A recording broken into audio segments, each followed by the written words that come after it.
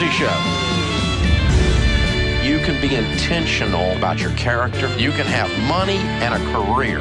You are the hero in your story.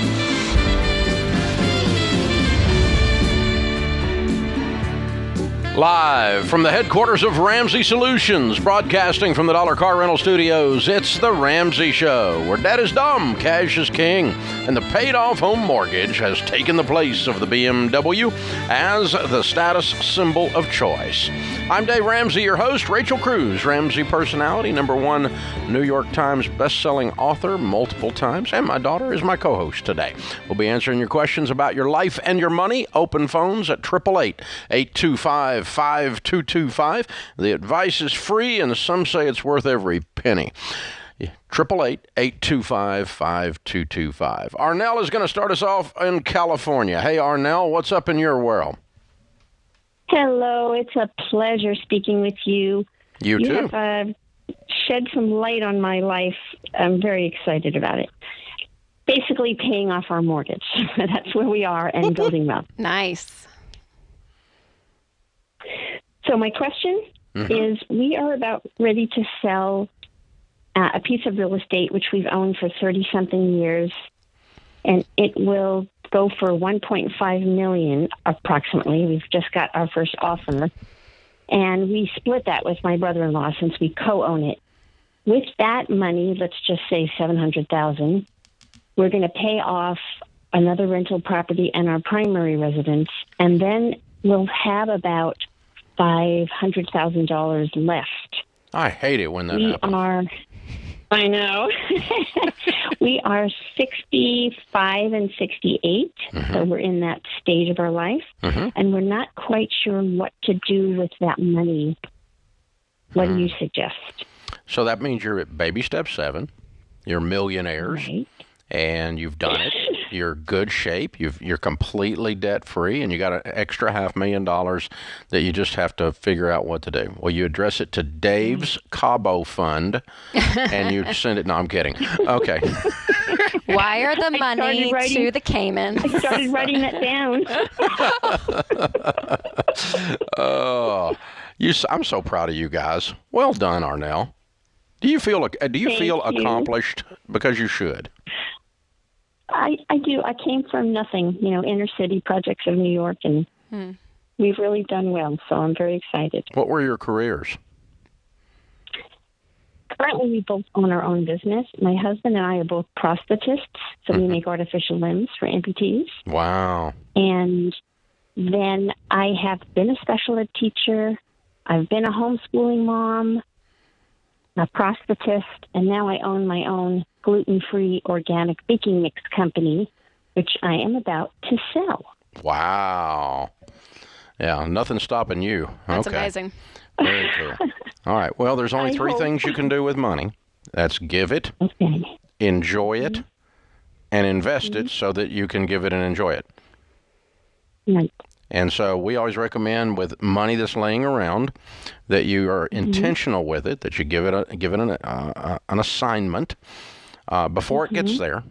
Because if it gets there and you don't give it an assignment, it can slip away. And so you say, we're going to enjoy by going on a trip or buying some item or some lifestyle decision, some of this money. And it's X number of dollars, and we're going to buy this thingy with it or whatever it is. You write it down.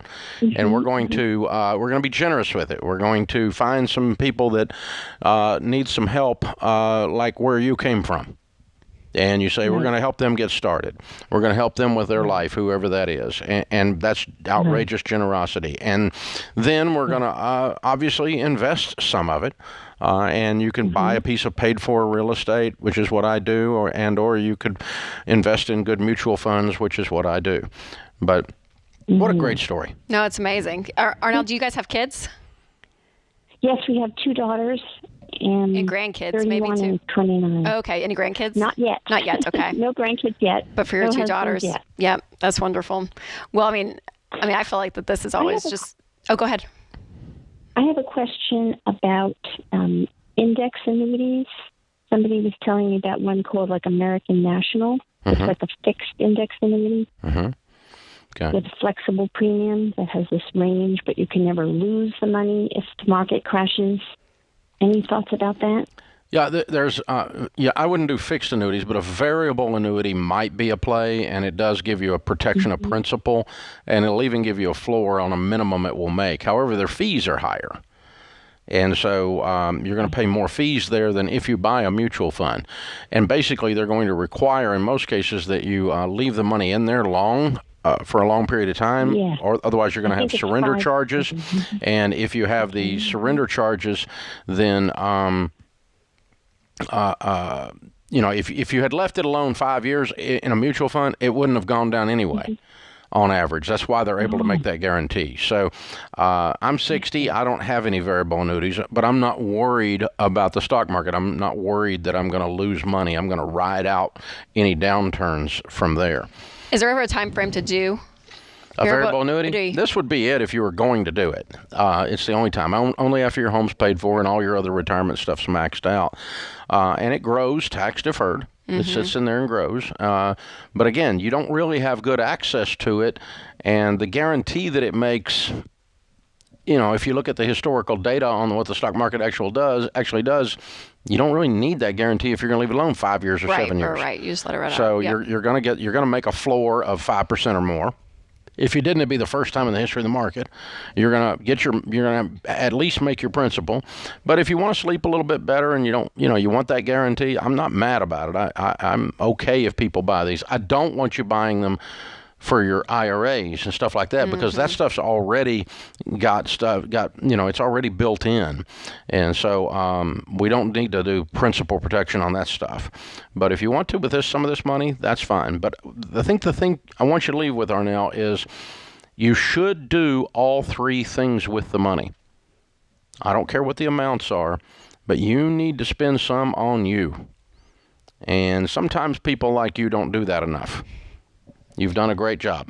We hear that a lot, especially people that have sacrificed and have worked decades, literally. And I mean, she's in Southern California, right, Ventura? I mean, if her house is paid for there, it's been a long time that, they've put money towards, you've been diligent, and then to be able to look up and actually have the freedom to spend, it's a muscle you have to learn to grow if you haven't already. Yeah.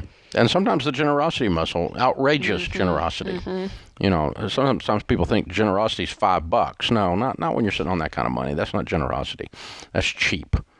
So, no, I mean, you need to find about 5 or 6 single moms and buy them a car, or something like that. That kind of thing. You need to have some fun with the generosity piece of this and get all down in somebody's business and really help them. And, we've all had people help us over the years in different ways. Sometimes it was encouragement. Sometimes it was an actual dollar amount.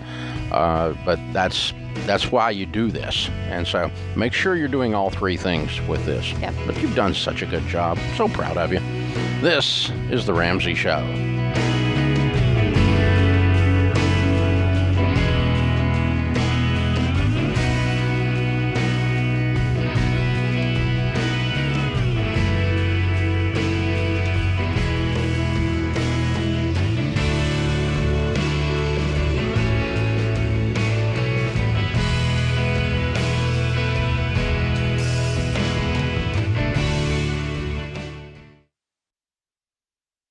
Stop paying your overpriced wireless provider and switch to Pure Talk. They use the same network as the larger providers for much less. For just $30 a month, get unlimited talk, text, and 6 gigs of data with no contract. The average family saves over $70 a month by switching to Pure Talk. Just go to puretalk.com and enter the promo code Ramsey to save 50% off your first month. Pure Talk, simply smarter wireless.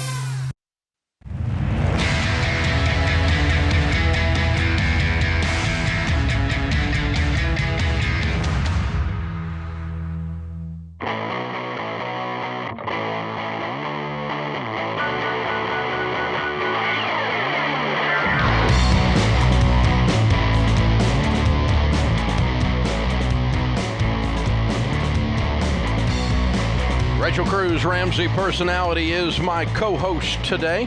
She She is the author of the new bestseller, Know Yourself, Know Your Money, New York Times bestseller. Discover why you handle money the way you do and what to do about it.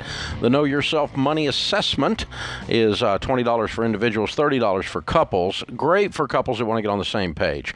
You get your money profile and beliefs, your money classrooms, how you grew up, your money tendencies and fears and motivations and attitudes and actions. It all prints out, and you will look at your spouse and go, oh, that's why you do that. So be sure and check all that out. No parent ever wants their child to experience the panic of being unprepared for an emergency. Well, we've got your back. With our digital self-study courses for teenagers, you can rest assured that your teen will know the right way to handle money, no matter what curveballs life can throw them. Best part is no instructors needed. If your teen has a tablet or a computer, they're all set. Parents, text self-study to 33789, self-study to 33789, and you can learn more about the different courses we have for middle school and for high school. You'll see Rachel Cruz featured on most all of those. Jimmy is with us. Jimmy is in St. Louis. Hi, Jimmy. Welcome to the Ramsey Show. Hey, Dave. Hey, Rachel. Thanks for taking my call. Sure. What's up? I am... basically, just to lay it out there, I'm 27 years old. I have no debt other than a mortgage. Good. I bought this house back in March, and I have about $49,000 left on it. Wow. I have a home repair that sent me back from step 6 to step 3. I'm currently sitting on about $30,000 in individual stocks outside of a 401k. And I'm trying to figure out what to do with it. Do I replenish my emergency fund and reinvest the rest of it? Just pour the rest of it back into my mortgage? Do I reinvest all of these stocks with mutual funds? I'm just wanting to get your take on it. Yeah, well, our general rule of thumb is always not to own individual stock as majority of your net worth. And so, I mean, we always say, if all your eggs are in one basket, right? I mean, just the idea of diversification is so much better when it comes to investing. So like you said, mutual funds is the best way to go in that case. So if I were you, I would, yes, cash out those individual stocks, replenish baby step 3, and then go right back down to the baby steps, which would mean a lot of that probably will be in baby step 6 for you, especially if you've maxed out baby step 4 already, all of your retirement. What's this house worth? I bought it at about $70,000. It ended up having to have a few repairs. The appraisal came in at like $80,000. So good for you. Okay. And so, what do you make? I make about $58,000 after taxes. Okay. So, what is the? How much does it take to replenish the emergency fund? Probably another $8,000. I've been trying. So I would put $8,000 in that and $22,000 on the house. Okay. And then you're going to be done with your house in under 3 years. Exactly what Rachel said. Okay. Yeah, that just walking right down the baby steps. You replenish that emergency fund and then just lean in on that house. Dude, you're so close. And as young as you are, you're in great shape. You have done a fabulous job. Touchdown, baby. Good job. Jeremy's with us in Oklahoma City. Hi, Jeremy. Welcome to the Ramsey Show. Hey, Dave and Rachel. How are y'all? Great. How can we help? Yeah, I'm a second lieutenant in the Air Force, and I'll be promoting to first lieutenant here in September. My wife and I have been loosely following the baby steps. We just moved from Pensacola, Florida to Oklahoma, so we had some moving expenses. We had to save up a little bit more than $1,000 to start with. In the apartment we got here in Oklahoma, it was kind of inadequate, and we were ready for a house. So we sort of jumped the gun a bit and bought a house when we still had about $5,500 left to pay on my truck, but that's our only debt.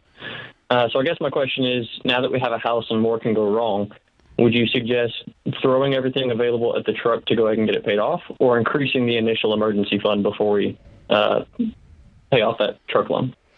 Jeremy, I'm just curious, what about the situation for you guys? Were you guys in a house in Florida and then you moved to an apartment and you just kind of got restless? I'm just curious kind of the why behind that decision to jump the gun. You guys were just kind of discontent? Sure thing. So we just got married in December. We were in an apartment in Florida, which we actually really liked. And then the apartment we got that was available when we got to Oklahoma, Air Force moves us when they decide to move us. The only thing we could find was not the best. Just as an example, our apartment smelled like weed all the time. Neither of us smoke. It was just seeping from the walls of our neighbors, basically. And then there were some issues where we were having trouble getting maintenance done in the apartment. Because the maintenance guy lives next door and he was high all the time. Could have been. and as part of our military pay, we do get a housing allowance, and we were able to find a house that was within that housing allowance. Yeah, we're in a 30-year fixed VA loan, and as I said, I'm going to promote here in September. So my take-home pay after taxes will increase by about $1,000 a month. So and how much will that be a year? So right now, before the promotion, it's about $50,000 a year after tax. So it'll be up to about $60,000 a year after tax, and that's just my income. My wife also. Another reason we decided to jump the gun is my wife just got a job on base. Right now, she's making $12.33 an hour, but it fluctuates from 20 to 40 hours a week. So we didn't factor that into a budget. My income pays for all of our expenses. Okay, so the rule of thumb when it comes to buying a house, the reason why we always say to wait is because probably what you're learning pretty quickly is that owning a home is expensive, right? It's not just the purchase of the home, it's everything else that kind of goes into play. But whether you're a homeowner or not, still focusing on the debt and getting that truck paid off as soon as possible is going to be your main focus. So I would not up the emergency fund. Keep it at $1,000, and if something comes up and you have to pause paying off the truck to save up to fix something in the house, then that's what you're gonna have to do. But besides that, still attacking that $5,500 and then building up that emergency fund. So again, the reason for everyone listening is that when you still have debt and you don't have a lot of savings and you buy a home and something does break, it just makes the whole situation stressful. It's more of a curse than a blessing of what a house should be. It just doesn't bring that peace. So for you guys, I would just say, Jeremy, to make that be extra motivation to be like, all right, we're gonna get this truck paid off fast. We're gonna get some cash in the bank to save up more so that we're not kind of, because you feel it. You said we jumped the gun a little. So you're feeling a little bit of that stress, I know. Mm-hmm. So thank you for your service. Rachel's right. But listen, dude, here's the thing. Okay. You're screwing around with this stuff. You're running around making up your own rules, and in your head, what you did was smart, and it wasn't smart. You did it out of order. Yes, you jumped the gun, but you're not concerned about jumping the gun, and you should be. You screwed up. And so don't screw up again. Decide you're going to work these baby steps exactly and with military-like discipline. $1,000 is baby step one. Beans and rice and beans. I don't want to see your butt in a restaurant until you get this truck paid off, unless you're working there as your extra job. And the fact that you're making more money is not an excuse to be stupid. And it's not an excuse to get things out of order. So you got to tighten up, man. And it's time to do that. Now, you can do that or you can not do that. You're a grown guy. You get to decide what you're going to do. But you called here and asked us what to do. And so what you're going to get is a proven plan that millions of people have done. You don't need to fix this. It's not broken. You need to just execute on it exactly and with discipline. And so the fact, most of the people working baby steps 1 through 3 have a house. And they all start with baby step 1 being $1,000. Yeah. But what you're feeling in your gut is the fear of something breaking in that house. And to Rachel's point, that's exactly why you shouldn't have bought the stupid house, because you're broke. And when broke people buy houses, stuff in their house breaks. That's how this works. That's why they call them mortgage brokers and real estate brokers. It gets you broker and broker. And it's not a blessing. So, you need to roll up your sleeves and tear into this thing, man. Tear into it and get that car gone. Get that emergency fund built by Christmas. Get it done. This is The Ramsey Show.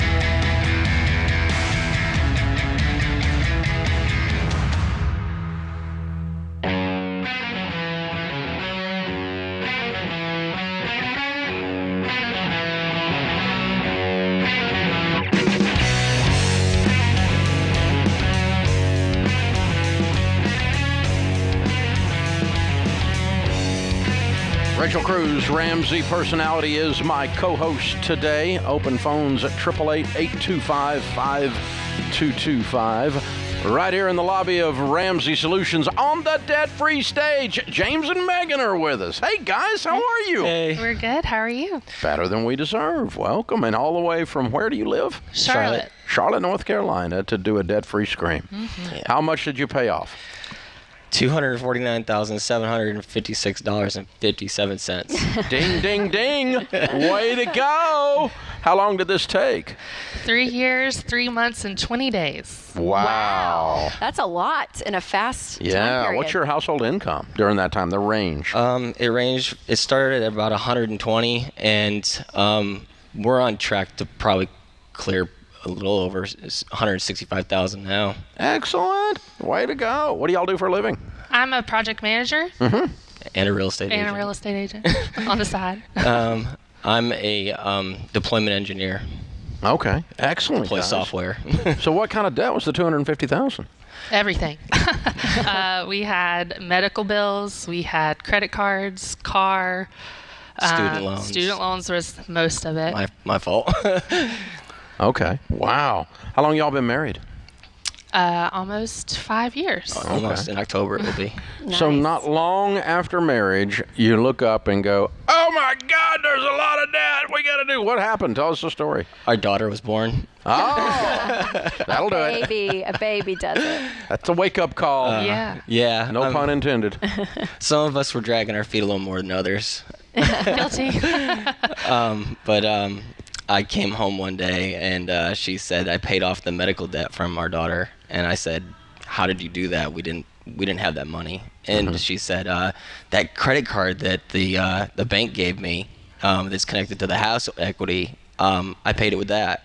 And I said, "You did what? This medical debt had no interest, and you just put it on something that's got interest." And I ran in the office, grabbed the paper shredder, put it down the middle of the floor, and We had a shred party right there in the middle of the floor. Whoa.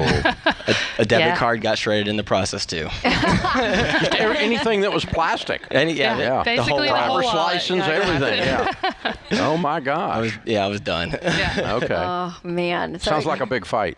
Oh yeah, there was more than a Megan, water for bill got you- paid on it. Yeah. too. Well, for you, it was just, hey, I'm going to try to help That's right. the process. Yeah.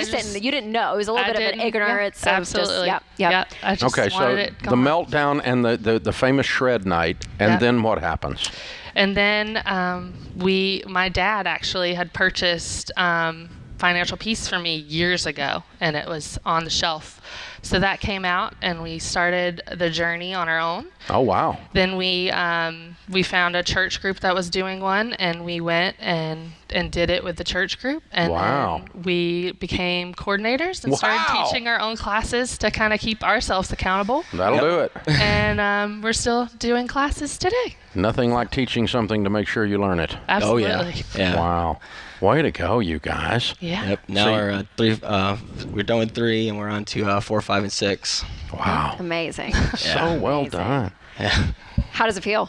Great. It's like a giant weight lifted off my shoulders. When I graduated college with all that debt, I honestly thought I would never. I was hesitant to get married, have kids, because I saw this massive amount of debt, and I was like, I don't want to put this on anybody else, and I'll never pay this off. And then when I met her, I was like, well, I can't let her go. And so I got married, and I figured we're going to figure out how to get through this. And then So it was like $200,000 in student loan debt. oh yeah. Yeah. Yeah. He went private school cross country. Oh, yeah. Just A whole enchilada, baby. yeah. Megan actually called your show. I did. Oh, what did I say? Was I right nice? After you were very nice. You were surprising on some of the stuff you said, but we got a call from. I didn't warn her about my student debt, and they called her because I was delinquent on a lot of it, and they said we're willing to settle $120,000 of it for $8,000. And yeah. On student loans? Yeah, Yes. student loans. Did they do it? They They did it. did. I Yeah. called you. Oh, it was all private. It was all private. Oh, okay. Yeah. my But what they did did is they took the principal balance and they took 10% of the principal balance and settled for the 10% of the principal balance. Wow. And we did it. We got it all in writing. She called you. You told her, yeah, do this deal before they change their mind. Yeah. We didn't have a credit card at the time. We didn't have $8,000 at the time. We didn't have $8,000 at the time. So she said, should we get a credit card to do this? And you explained, like, yes, today you have $120,000 on debt. Tomorrow you have $8,000 and an IRS issue. Right. And it's totally worth it. I mean, I can't tell anybody enough. If you're hesitant about this or you think you're doing Dave-ish or any of this stuff, go all in. Stop doing all that. Just go all in and submit yourself to the process. It works. Do it. Wow.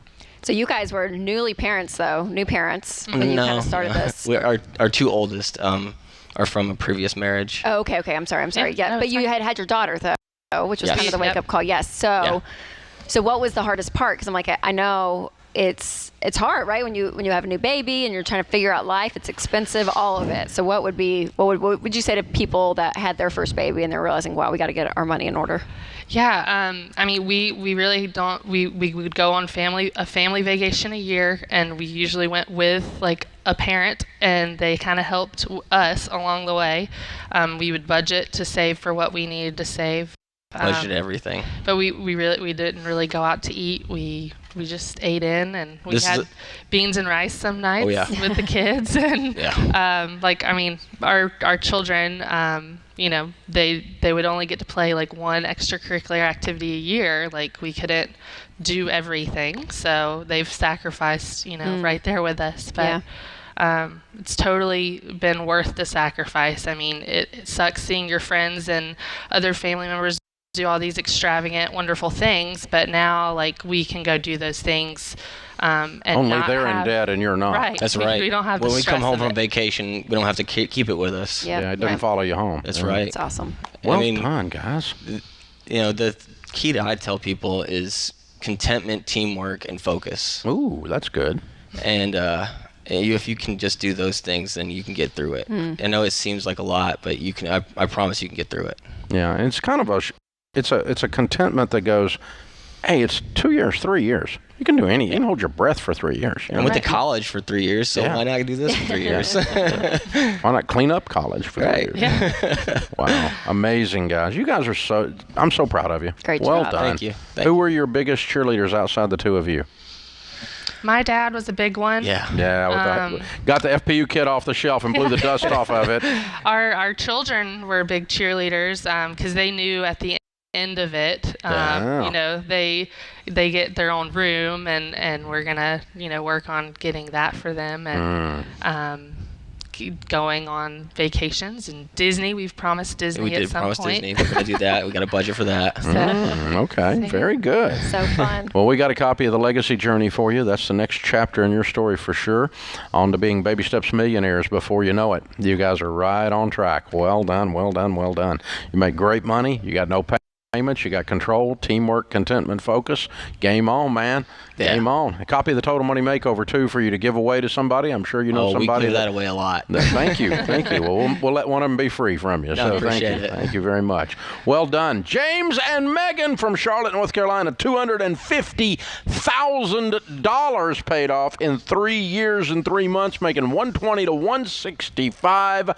Count it down. Let's hear a debt-free scream. Before we do this, I want to thank you and your team personally as well. Thank you. All right. 3, 2, 1. We're debt free! I love it! Rachel, somebody So out there is good. looking on their bookshelf and they see a dusty Financial Peace University kit. And you need to pull it off right now. This is the Ramsey Show.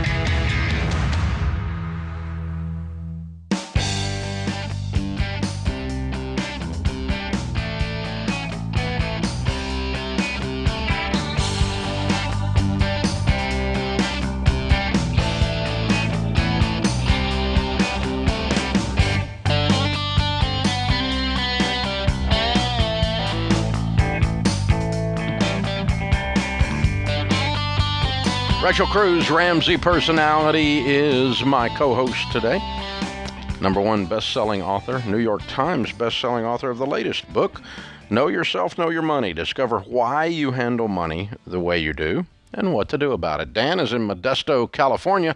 Hi, Dan. Welcome to the Ramsey Show. Thanks, Dave. How you doing? Better than I deserve. How can I help? So I'm just having a little bit of a qualm right now with trying to decide where to go. Okay. I am a plumber right now, a service plumber. I work on commission because I've found that really the best places to work around here and make decent money is to be on commission based. Now that means 100% of my income is commission. Okay. I have no base salary, so my income varies very wildly. What's your worst month? So my worst month was about $3,000 take home. What will it be in the next year? What will be your worst month in the next year? Probably about $2,000 to $2,500. Why? Why would you have a worse month than your worst month ever so far, and you've been doing it a while?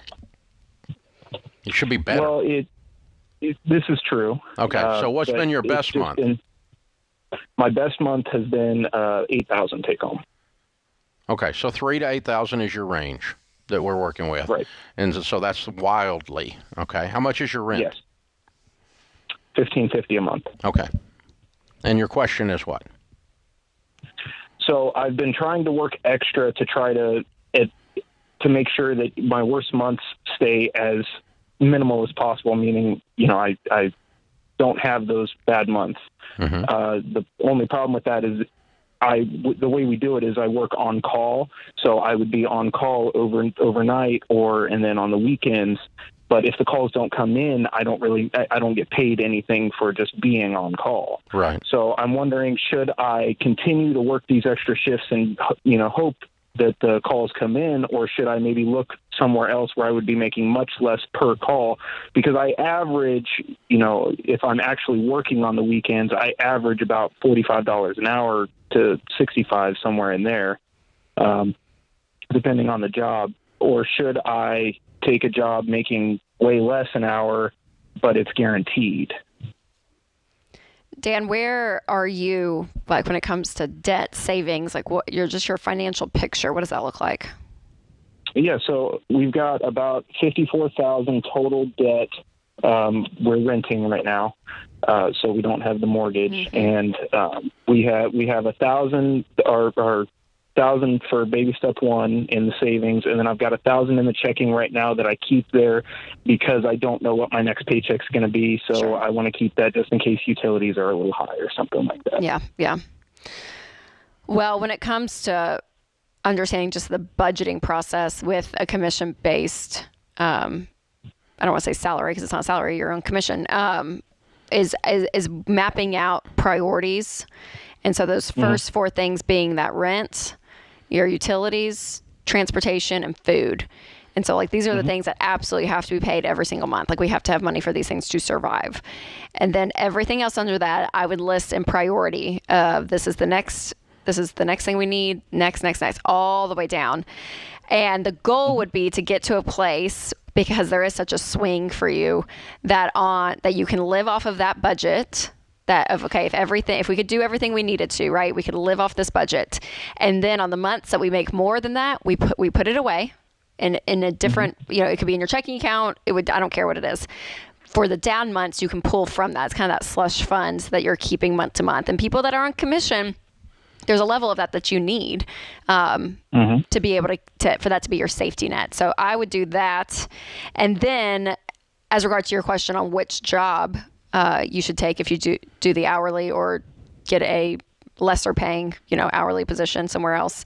I would map out, on average, how much are you making when you're working overtime with that plumbing company where you're making more, and just see over maybe a 3-month period, clocking exactly how much you're making extra, and then run the numbers that if you were in a lower paying job, how many hours would you be working to make that type, and kind of like a cost analysis is what I would do. Here's what I'm hearing. You didn't grow up in a commission-based or self-employed family. You grew up in a family that was salaried. And Correct. so this is scaring your mom and dad, and it's scaring you because you don't know how to emotionally process these swings, much less to how to handle the math. The math, Rachel just told you how to do it with prioritization. And so the way to back off and look at it is this. Everyone is on straight commission. If you're on salary and you don't go to work, they quit paying you. They fire your butt. Right. And so, everybody ultimately is on straight commission. And so the way you've got to look at it is overall. So what I would do, I heard a couple of concerns. One is I heard the unpredictability is driving you nuts. You can't tell how much of the overtime and how much of the on-call to take and how much not to take. And you feel desperate because of the volatility to take all of it, and it's keeping you working all the time. Only you don't work all the time because on call, sometimes you're just sitting there and you don't get the $45 an hour. And so what I would do is say, all right, I'm going to make a couple of assumptions in my business model here. Assumption is, number one is I don't want to work all the time. Okay, so how much do I want to work? And so you would take some overtime, some on-call shifts, but not as many as you're taking now, or not as many as you're taking when you get good and scared. Okay? And just say, over the scope of a year, I want to work this many hours. Okay, now you're working 40 plus these on-calls, right? Correct. Okay. Yeah. And so if you're on call, you're on call as much as 80, right? Right. So I would back that down and say, all right, I got a wife, a kid, I got a life, and so I'm going to work some on call plus my 40, and so I'm going to work 50 or I'm going to work 60 for the next 3 years. And I'm just going to dial it up and back until I get to that I'm going to take the premium extra 20 hours of on-call, but not the 40 hour of on-call. You don't have to do that today. If I'm going to do that as my assumption, what's my income probably going to be? And you can estimate that very close. You've got a lot of details based on what you told me. And that is your household income, or that's your income for this career. And it sounds to me like that's about a $70,000 or an $80,000 a year job. That I just described. You have the ability to make 120, but you're working an unreasonable number of hours to get there. So you're probably in an $80,000 with some OT, some on call. Is that a fair guess? Yes.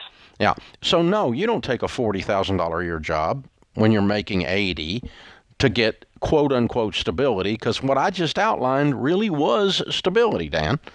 That's a very predictable environment that I just outlined, and you can go do that. So that's what I would do. I think you got to lay it out like that, and then you say, all right, what's the minimum we've got to have every month to eat? And what Rachel said, you lay out your priorities. We call it the 4 walls: food, shelter, clothing, transportation, and utilities before you do anything else. You lay that down exactly in that order, and then everything else is listed on a to-do list based on priority. Number 1 is where all the money goes until extra money past the 4 walls, until it's done. Then number 2, when number 2 bucket's full, spills over to number 3. When number 3's full, spills over to number 4. And that's how you're going to work off your debt, is doing that. Now, having done all of that, you may choose to crank it back up to 80 hours for a period of time as gazelle intensity to attack that debt. But at that point, you're doing it not out of desperation due to the emotional insecurity of the variable income or the unpredictability of it. You're doing it because we're attacking debt with a system then. That's it. I mean, that's exactly it. The feeling, which is very real, of holding your breath every month thinking, oh God, we're going to be able to pay the bills, we're going to be able to do it. Once you have that plan in place and you're in that formula, that settles down. There you go. That puts this hour of the Ramsey Show in the books. Our thanks to James Childs, our producer, Kelly Daniel, our associate producer and phone screener. I'm Dave Ramsey, your host, and we'll be back.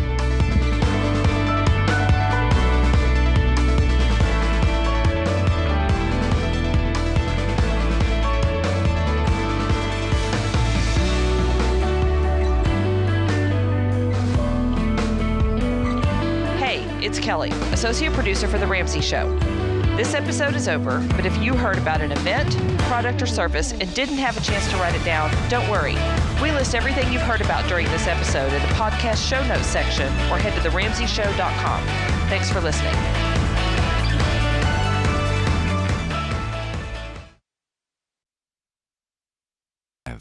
4, 3.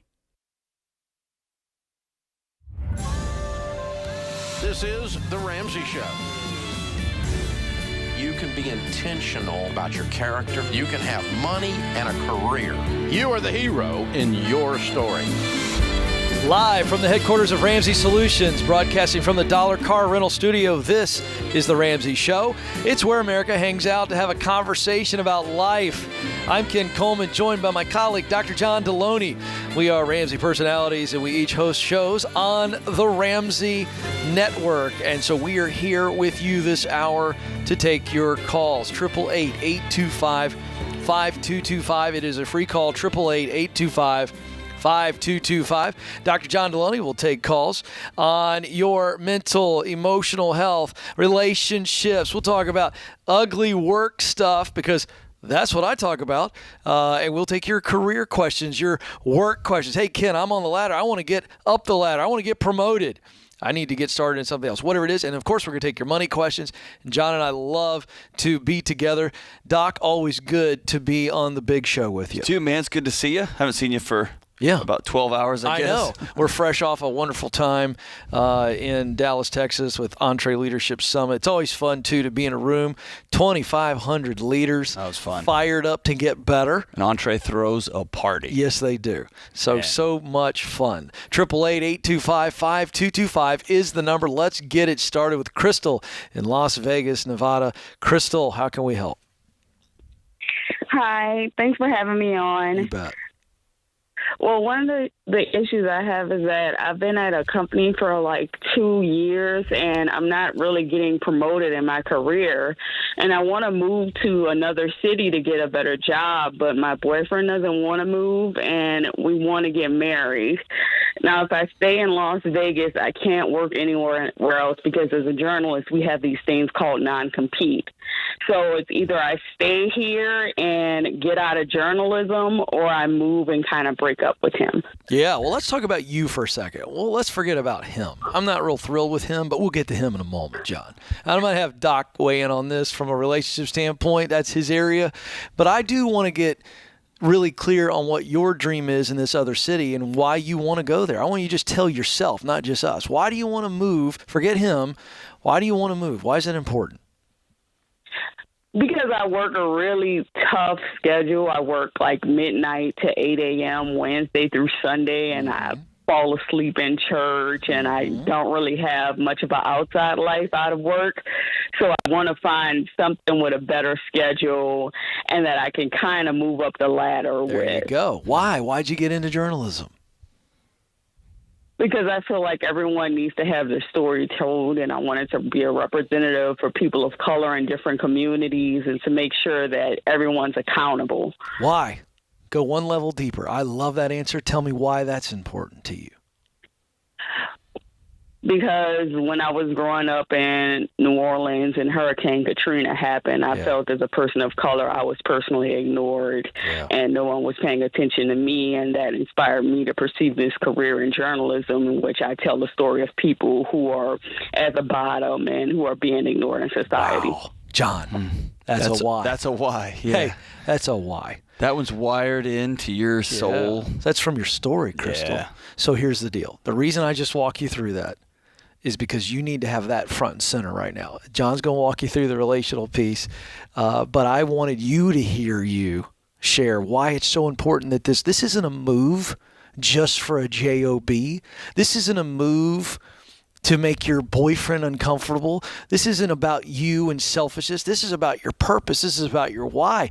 You need to make the move. John, I think she makes the move whether he comes or not. And if they're talking marriage and he's not willing to make a move because of that why, I got some real problems. John, help me out. I'm the same. So, Crystal, walk us through.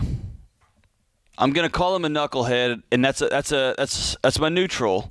Right, that's pretty gentle for you. It's right down the road, in the middle of the road for me. Tell me about this knucklehead. What a part about your life mission is he not resonating with?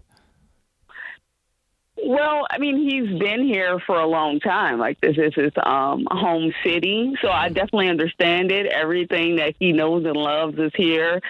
part of me doesn't want to move either. I actually like the city. It's just that I'm not really progressing here at the current company that I'm at. Mm-hmm.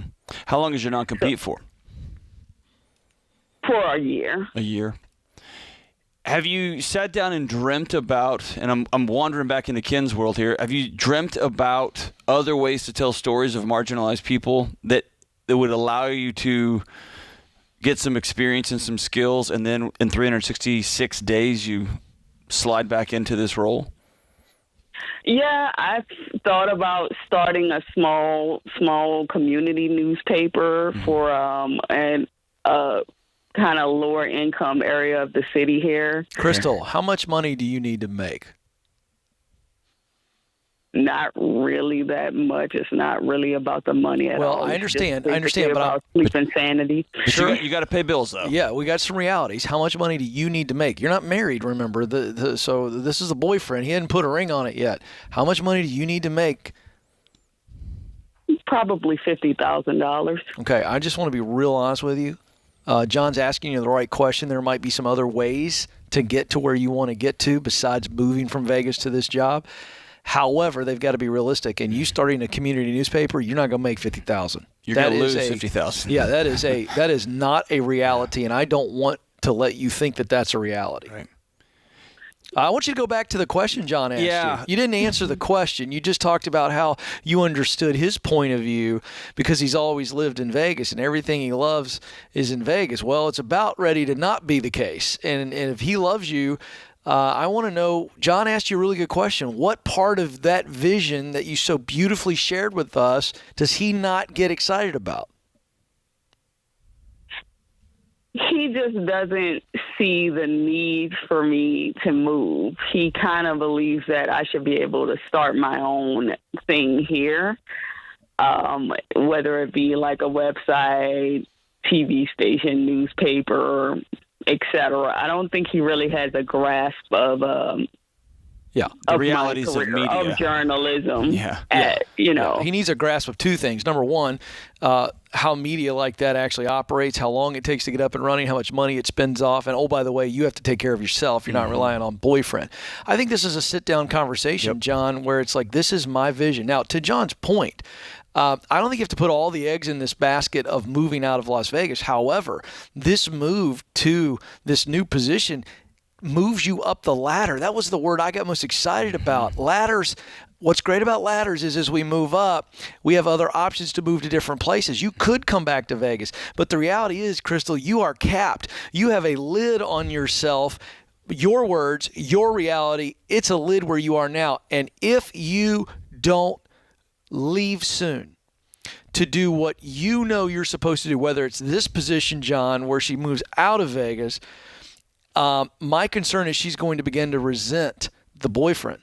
And I see that over and over and over where people, they don't have the why conversation. They don't get to why. It becomes a job. I want this title. And that's not a reason to move a city. Never.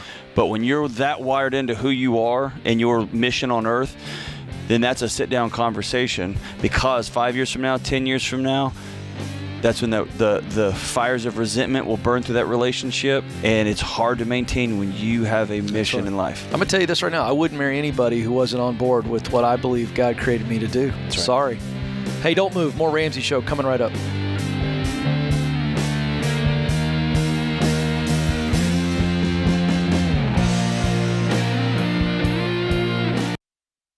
Life is full of firsts.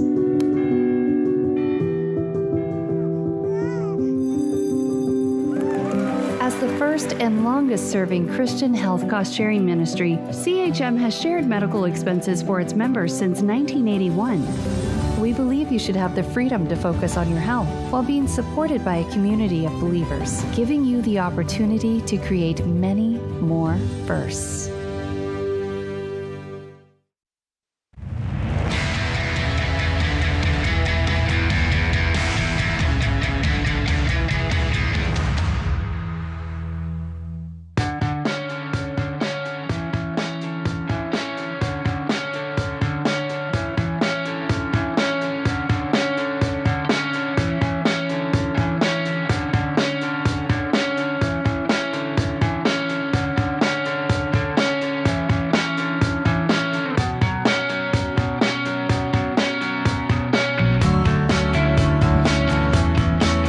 Rachel Cruz, Ramsey Personality, is my co-host today. Open phones at 888-825-5225. You jump in. We'll talk about your life, your money. Let's go to Jim in St. Louis. Hi, Jim. Welcome to the Ramsey Show. What's up? Hey, Dave. Long-time listener, first-time caller. Sure appreciate everything that you do for people. Well, thank you, sir. Especially me and my family. Me and my wife are 58, and I've been in the oil and gas industry for 34 years, and just going through getting a severance package that will pay me to the end of the year. And my question is, I've talked to my local financial advisor and to bridge the gap to get to 59.5, so I can start drawing my $2.3 million that I've saved because of you. Way to go! I didn't give you any of it. You did it. Good job, dude. It was you. It was you. So I just wanted to. We've got a paid-off house worth about $340, and don't owe anything to anybody. And look at you, my main question. My main question is to get through this. I've just been in this industry that has been 24/7, and I'm just drained. And to take a break and get through this next 16 months that I need to get to reach that goal or that milestone of 59.5. What'd you do on the rigs? Actually, I'm actually in more of a retail oil and gas. I was a general manager. And so that's where just the corporate life has changed so much, and I haven't, and it just was time to separate. Okay. So I got you. I got no issue with that. But you got all these years of experience. Can you not contract and do something for 40 hours a week for 16 months? Well, I've got in order to get the severance, I've got a 2-year non-compete that pretty much limits me. How much is your severance? It is 4 months. And how much is that? $35,000. That wasn't very generous. Okay. So you gave up 2 years for $35,000. Pretty much, yeah. I've got about $25,000 in Roth that I can pull from without a penalty.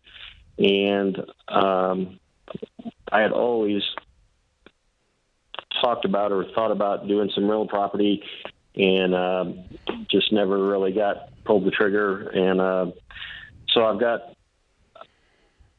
some advice to if I need to use like our home equity to get by to the 59.5, and then once I get to there, that whatever we have to use from that. That made me just throw up a little, didn't you? Yeah, okay. It made me too. But I was just that's the last. I don't know who's giving you that advice, so I'd run from them. Whoever they are, they're an idiot. You're the guy with over a $3 million net worth, not the idiot telling you to go get a home equity loan. Okay. Oh my God! Why don't you just get something to do and earn a little bit of income for a little bit, even if it's not in your field. And I don't want you to go work at Walmart as a greeter. That's not what I'm talking about. You're worth $3 million, but it seems to me that you've got a substantial amount of skills that you could be a consultant to someone in something for a short period of time here and be a very big help to them, and maybe make 50 or 100 grand and just eat on that a little bit and put your 25 with it and work it through. Because you don't have a dime liquid except your emergency fund. Is that right? Right. I've got about 30 in the emergency fund, and then I've got 25. Yeah, and then you got this 35 severance coming. Correct. Yeah. And so you got about 50 grand to work with, and so you need another 50, 60 grand to get through the 6 months, right? Or 16 months. 16 months. Yeah. Your wife work outside the home? Yes, she does. What does she make? She makes 75. Why can't y'all eat on that, man? Yeah, that's why I'm saying I'm just really the conservative guy, and I just wanted to make sure that if I don't do anything, that we're still okay. Obviously, we have. Well, you can make it. It's going to be tight, and it's going to be a reduction in lifestyle because you're used to making bank plus her 75, and now you got 35 and 20 plus her 75, plus whatever you can scratch around and get as a consulting gig until one of you hits 59 and a half, and you could begin a drawdown. Yeah. But I'm not going to tell you to go borrow on your home equity loan. Dude, dance with the girl that brought you here. I'm with you. We put 2 girls through college. They made it out of college debt free, and we're just so proud of that and them. And I'm proud of you, man. You're a freaking hero.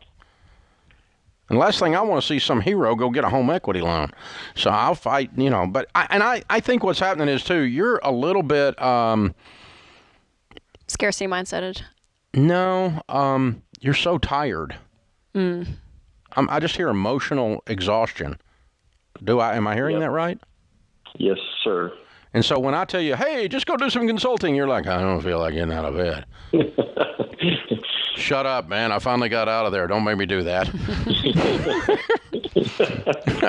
That's kind of what I'm hearing in your spirit. I think this is still fresh enough. So I'm gonna propose to you that 90 days from now, your emotions probably will have healed a lot, and you'll be the other side of this PTSD feeling. And I think you're the kind of person that'll be a little bit bored at that 90 or 120 day mark. But right now, you're still just kind of the walking wounded. You're kind of zombied. Yep. Am I wrong? No, you're right. And do you want just permission, Jim? If it wasn't... Do you just want permission when you called? Was one of your main points? Do you just want permission to be able to stay home with the severance, with your wife working, and that's okay? Like, was that one of your basis of your questions? Yeah, I'd say that was half of it, probably. Yeah. If you want to and y'all can do that, I'm okay with that. Yeah. I'm not okay with a home equity loan, and I'm really not okay with the moron that told you to do that. So I probably just called your best friend a moron, but I don't really care.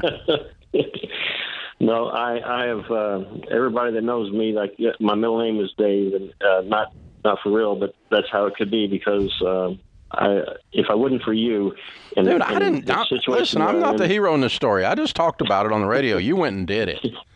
Yeah, but it wouldn't have happened probably if it wasn't for your encouragement and everything. And I could imagine how I would feel if it wasn't for that. Well, you're in great shape. You deserve to take a lap. You deserve to take some time with your feet in the sand somewhere, and and just enjoy the ride. And certainly at 59 and a half, I want you to cash out about $100,000 and just go do something fun. You have done a wonderful job building wealth. You're a true baby steps millionaire. You did everything we teach, a true everyday millionaire, and multi-millionaire, and you just ran out of steam about 16 months early. That's all it was. And that's okay. That's all right. You still are going to be fine. So, yeah, if you want to live on the income that you have and the income, as Rachel said, you want permission to live on your wife's income and the $35,000 and the $20,000 until the 59 and a half mark hits, I'm happy for you to do that. If you all can do that and you want to write that out as your budget, go do it. I also think you probably could add another 50 or 100 grand easy to the top line of this thing, working 20, 25 hours a week consulting for someone somewhere that wasn't a violation of your non-compete, because you've just done big stuff for too long to not have the ability to lend yourself to something if you want to. But right now, today, you can't hear that. And I'm okay with that. I've been right where you are. I've been so tired I can't breathe. Your lungs hurt. You just look, it's just, I get it. So you're doing good work, man. And you did it. Touchdown. Take a victory lap. This is The Ramsey Show.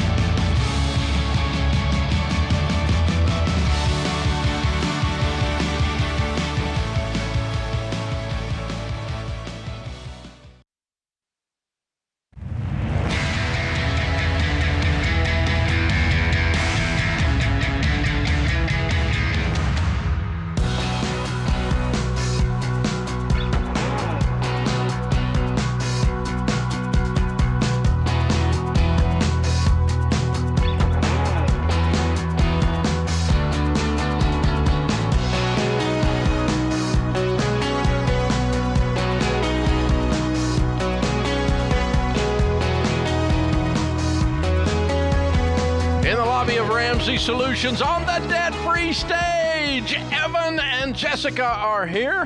Hey, guys, congratulations. How much did you pay off? We got $136,377. Wow. All right. How long did this take? 3 years. All right. Nice. Cool. And your range of income during that time? We started at $36,000 and we ended up at $120,000. Goodness gracious. What do you guys do for a living? I'm a project manager at a brand and software development company. Cool. Military. Awesome. Thank you for your service. Hey, thanks for your support. Very Absolutely. nice. Very nice. Which branch? Army. All right. Good. What was the $136,000 in debt? It was a lot. We had copious amounts of student loans. We had vehicles. We had wedding rings, a mattress. Yeah, that was a thing. You borrowed on everything. Oh, we did. You're like normal. Some may say that, yeah. Fun. Where do you guys live? So we are originally from Kansas City metro area, but stationed up at Fort Knox. Oh, yeah. Awesome. How long have you guys been married? 5 years. 5 years. Okay, so you went 2 years into marriage, just kind of doing everything. And then what happened 3 years ago that you thought, oh, this is not working? So my aunt and uncle on my side, they were telling us their story about how they just got out of debt at our grandmother's Easter dinner. And so on the drive home, we were like, well, okay, we're going into it. Let's look at some podcasts. And I actually, I did Financial Peace University about 3 years prior. It didn't take. Sorry. It's okay. You flunked. I'm a repeater. Yeah, it's fine. And so on our drive home, we were like, I think we can do this. And we just dug in. And we just went for it. We were like, we need to get debt free before we start a family. That was our main goal. So we actually did that because we have a baby on the way. So number one's on the way. So yeah. Congratulations.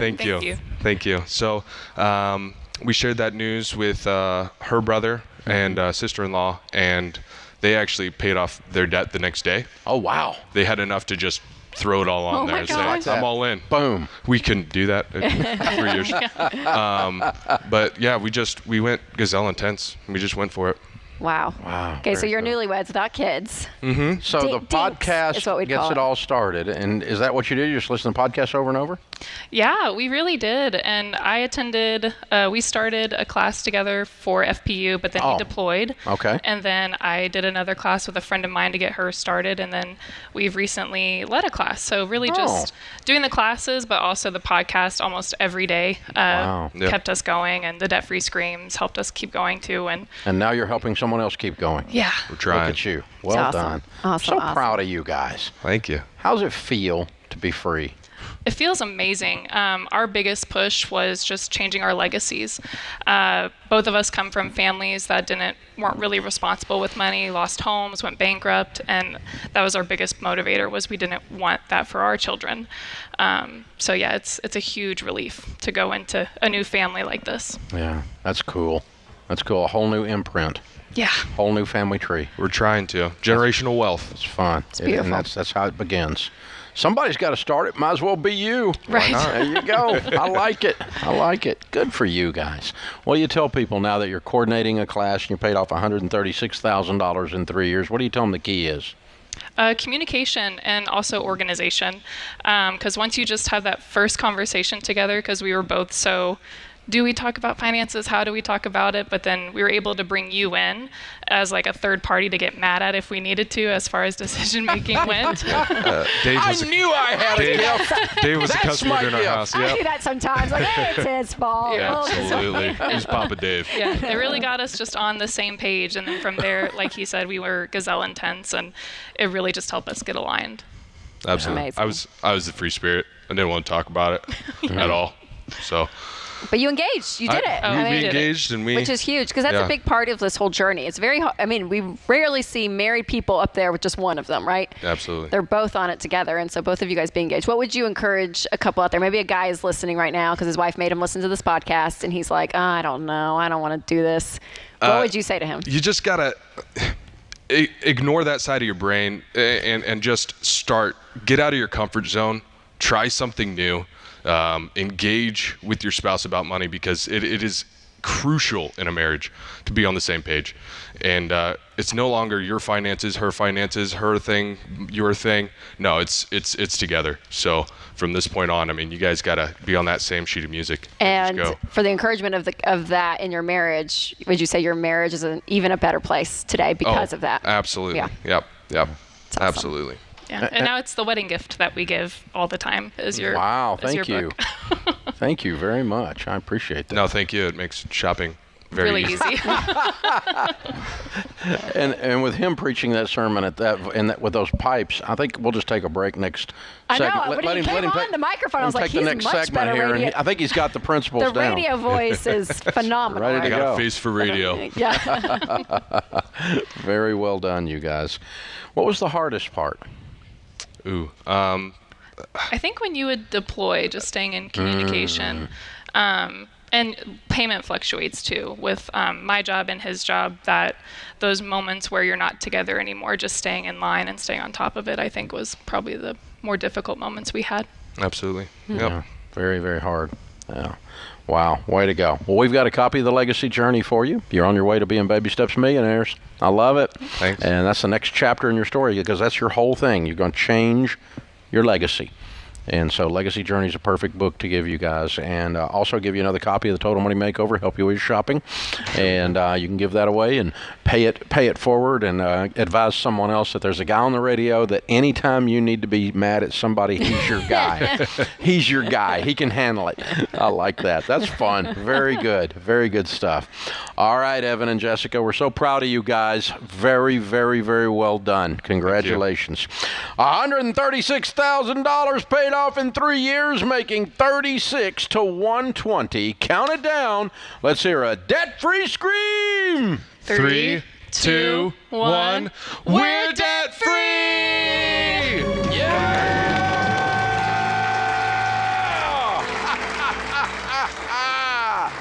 I love it. Amazing. What a great couple. I love it. It's the Dinks. Dual income, no kids. And they Baby on the just way. Did it. Now, baby. Baby on the way. Baby is here. Here we That's go. so This fun. is how it's done. That's so fun. fun. And, incomes are going up. And isn't it weird, though, the process? I never get over the process that all of us go through in our brain when we make the decision. Exactly what Evan said. You have to push yourself outside your comfort zone. You have to engage in activities that you've never engaged in if you want results you've never gotten. Yep, that's right. If you keep doing the same thing over and over again, expect a different result, it's the definition of insanity. And that feels like a comfort zone, but it's also where things go to die. Yeah. Well, and to have hope that what you're changing to is better than your present, right? So, like, it works. Like, no one stood on the stage and screamed, I'm debt free. And they're like, I don't know, I just don't like it.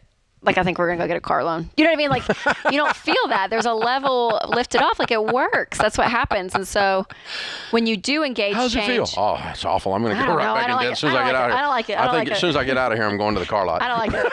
It's so great. But, like, change, though, is hard. Evan said it, but I'm like, yeah, the friction, even with my kids, I switched their car seats a few weeks ago on accident, and my 4-year-old now would not get in her car seat because it was on the other side of the car. On the wrong side. And I thought, even a 4-year-old doesn't like change, right? Like, it's uncomfortable, people, it is. But the moment you say, you know what, I'm going to force myself to be uncomfortable for a little bit because what I'm changing to is better than my present, it's worth it. So everybody go home, change car seats. Right now. Change it up. Your kids won't be happy. It's not what we're talking about. It's a great metaphor. Change is hard, though. It's hard a great for metaphor. everyone. I like the teaching. It's very good. Because Very it's good. your grandkids in it. Of course, I like anything with my great kids. This is the Ramsey Show.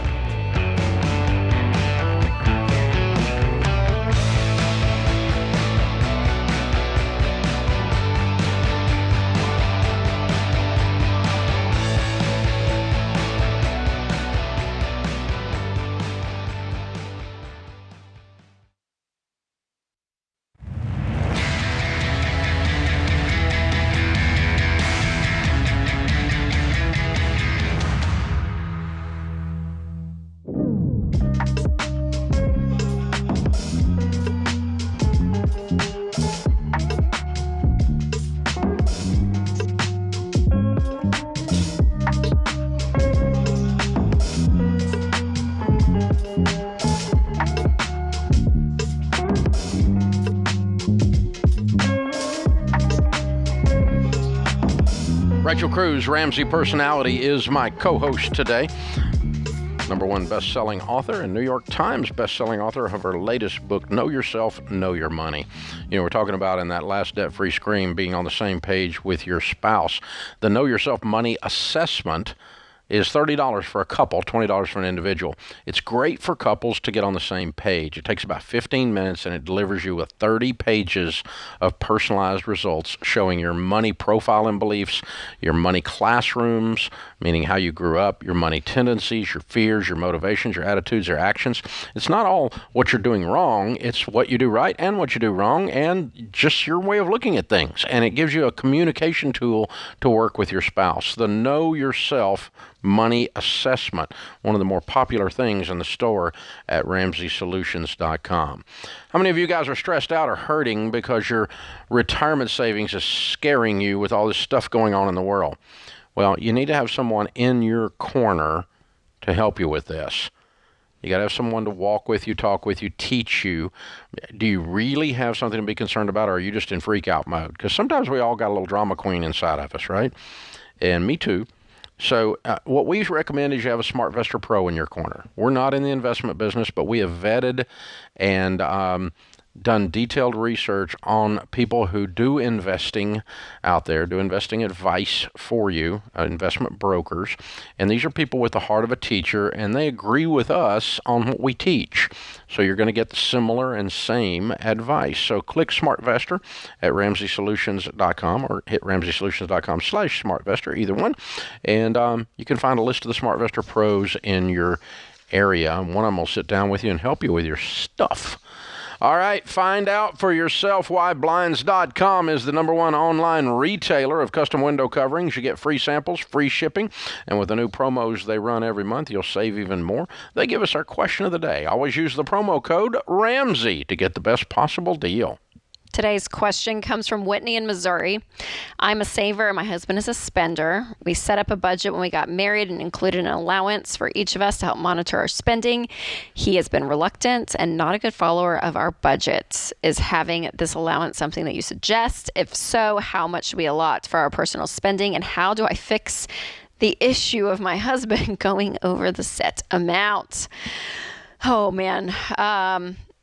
Well, a couple of things, Whitney, that stood out in your question.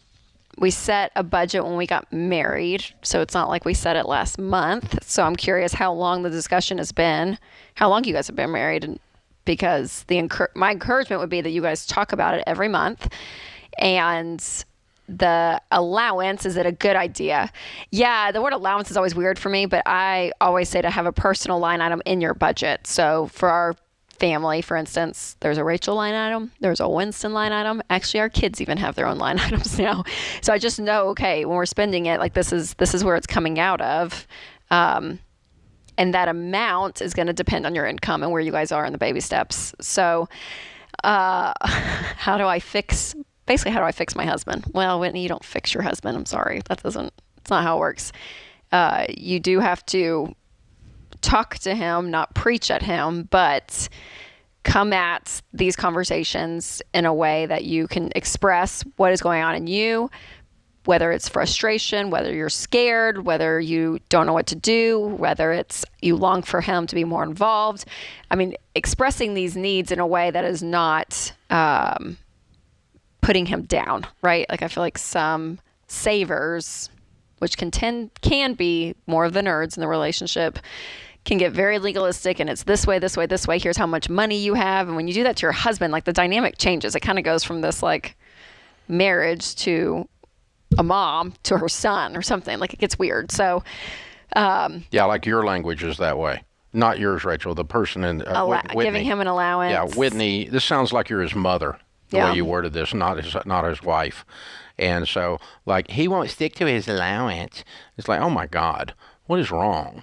So here's the thing. You need to sit down again, and the two of you need to decide what you want your future to look like and what you're willing to do to get to that future. Instead of, he needs to stick to his allowance. He's a dadgum grown man. He should stick to his own allowance because he wants to hit the goals that he's agreed to. Square your shoulders, Bubba. Man up here. Okay? This is not your mama. This is your wife. and you're supposed to be part of this team pulling the harness. And so you guys need to look out there in the future together, hold hands and go, there's where we want to go, and here's the price we're going to pay to get to where we want to go, and we both want to get there, so we're both going to pay that price. And that includes, I'm going to limit my personal spending to this, and you're going to limit your personal spending to that, and that's what we're in agreement to. Not I'm going to be, schooling you up every time you misbehave. So the bottom line is I don't think we did a budget. I think you did a budget and told him what it was. That's what it sounds like. Yeah. And so I think he needs to get his butt in gear and emotionally plug into co-leading this household. This is your wife, son. It's not your mama. And so man up and take your share of the responsibility. And lady, quit babying him. He's not your little boy. And that's the kind of thing that we're talking about here. Now, that's language that people don't like in today's world. Well, go listen to another radio show then, because that's the way this crap really works. I've done this for 30 years. And so, you guys can sit down there together, love each other, love your future, say, gosh, I'll do anything in the world for you except stick to my allowance. See, that's the problem. Is the word means that you allowed him to have money. A certain amount of money, and he didn't stick to it. Right. Well, it ain't your job to allow him. It's our job to decide what we are going to do. Yep. That's the point. That's the way this stuff, the language in this reveals it all. Yes, and what happens so many times in marriage when it comes to money is the spouse becomes the enemy, right? It's like, well, he or she won't, and yeah, there's issues there in a tactical way that if they are just going and spending tons of money and trying to get out of debt, I get that. But instead of seeing your spouse as the enemy, look at the things that are not being done, or look at the debt. Like have things out there that are the issue, and you guys lock arms together and look at the problem. Your spouse isn't the problem. You do a great job of teaching about this on the budgeting stuff in Financial Peace University. This idea that, and I forget you do better with the language than I do because I'm just kind of mean about it, but this idea that both of you have to step up, and there's a lot of people had parents modeling for you, and you took that model, and it was a bad model. And they didn't mean to. They weren't bad people, but Dad just worked, and he never looked at the money, and Mama handled all the details, and Mama paid the bills. And so Dad was emotionally, when it came to the operation of the household, subservient to his wife. Yeah. Or Mom is like, well, I don't know. My husband takes care of me. I don't know what I'm... And she's over here and she's deficit and is emotionally not plugged in. Yep. And is not being a fully developed grown-up in the situation. Both of you have to be fully developed, emotional, mature grown-ups pulling together for the same goal. When we see that, we see people change their lives. Absolutely. That's it. That's well said, because both extremes are not good. You're not going to get it on both extremes. But this is not a mansplaining thing. No, and it's not a momsplaining thing. No. And it's not trashing your parents thing. It's none of that. There's no victim or entitlement stuff in here. It's simply, you are not, listen, I'm not good with money. I let my wife handle it, and she's so much smarter than me. You're not doing her a favor. You're not a blessing to her. And even though you paid her a big compliment, she wishes she didn't have all the weight of the decision-making on her shoulders. Well, my husband's really good with this stuff. His name's Dave Ramsey. He tells everybody in America how to handle money, so I don't have to handle money. Those words never left Sharon Ramsey's mouth. She wants her vote to count. She wants her voice to be heard. And not in a nagging way, but she is not... Just take care of me. I'm a little Southern belle, and you just take it. She's not that woman. Yeah. And because she's like a full-grown, mature woman. You know, I mean, oh my gosh, this is what we're talking about here. Both of you step into this thing, and then you'll go win. Well said. This is the Ramsey Show.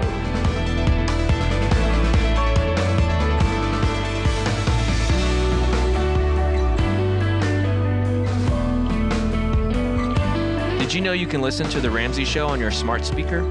Just tell Alexa, Google Assistant, or Siri to play The Ramsey Show podcast.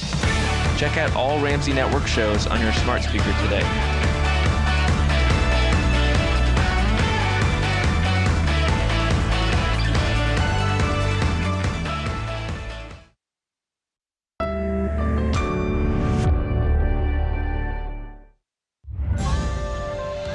This is The Ramsey Show. You can be intentional about your character. You can have money and a career. You are the hero in your story.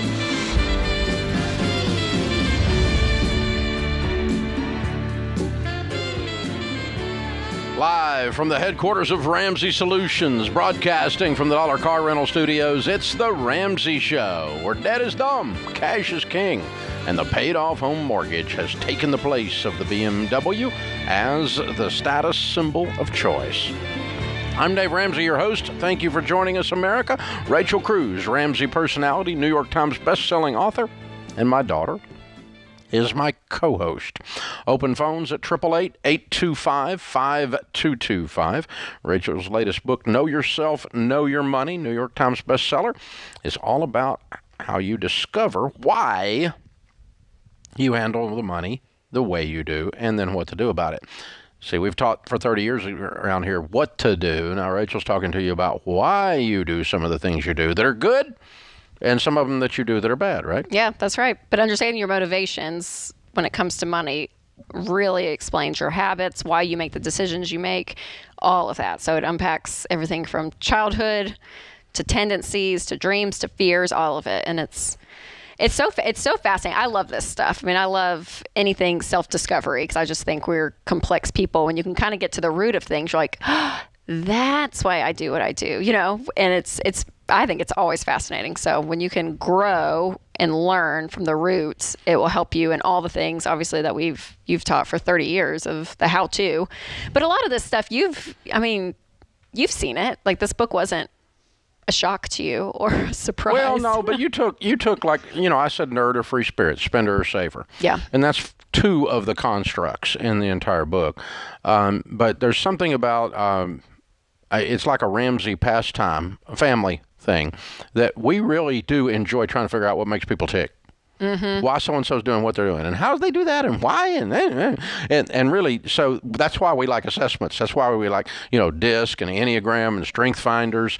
I took the DISC in 5th grade. I couldn't even read half the words. I was like, I don't know what this word even says. We're packing and we're moving. We found Daniel's, your little brother's, when he was 12. DISC profile. DISC profile. What is it? Do you know? He lied.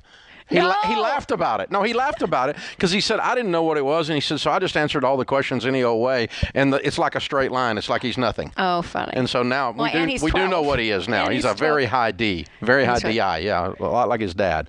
So, but... That's different so on the Enneagram, though. Way different on the Enneagram. But yeah. So we've got these great assessments, the Know Yourself Money assessment that Rachel and our incredible research team have put together. It's $30 for a couple, $20 for an individual. What it does is it takes 15 minutes to take it, and it spits out 30 pages of personalized results. And it talks about your money classrooms. Talk about the money classrooms for a minute, because I think that's insightful. Once you kind of know where you came from, it helps you know how to get where you're going.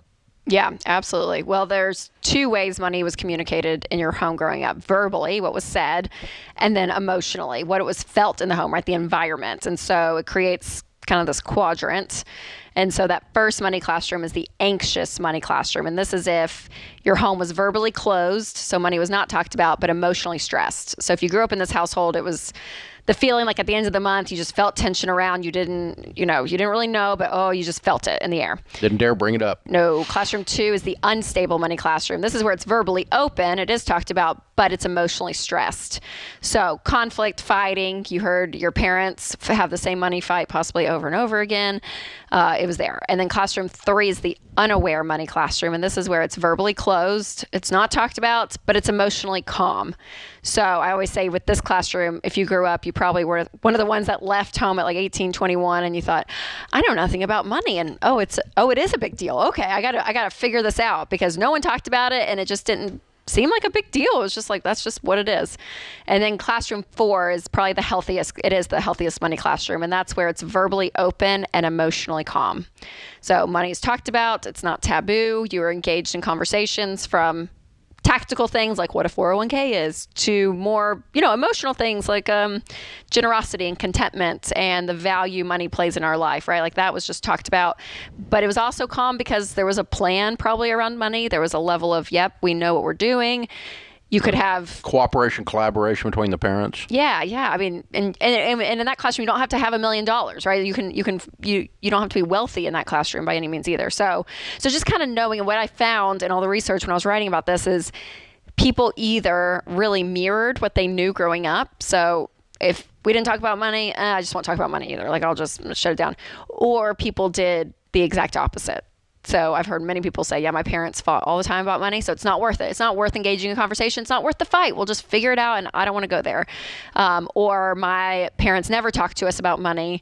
And you hear someone say, so now I'm like constantly on my kids to be like, you have to learn this stuff. So it's just interesting to see people, again, you either just mirror what you know without realizing it, or people just did the exact opposite. But I think that it shapes you in just, that's the foundation that's laid. That, I mean, any therapist would say your household growing up was your classroom to life. It's where you learned life's lessons, and same with money. And so this is where you learned it, and you got to figure out what lessons you want to take with you into adulthood, what lessons you wish you could probably unlearn, all of it. But it's interesting to kind of go back there and say, okay, this is it. And as well, I'll add this.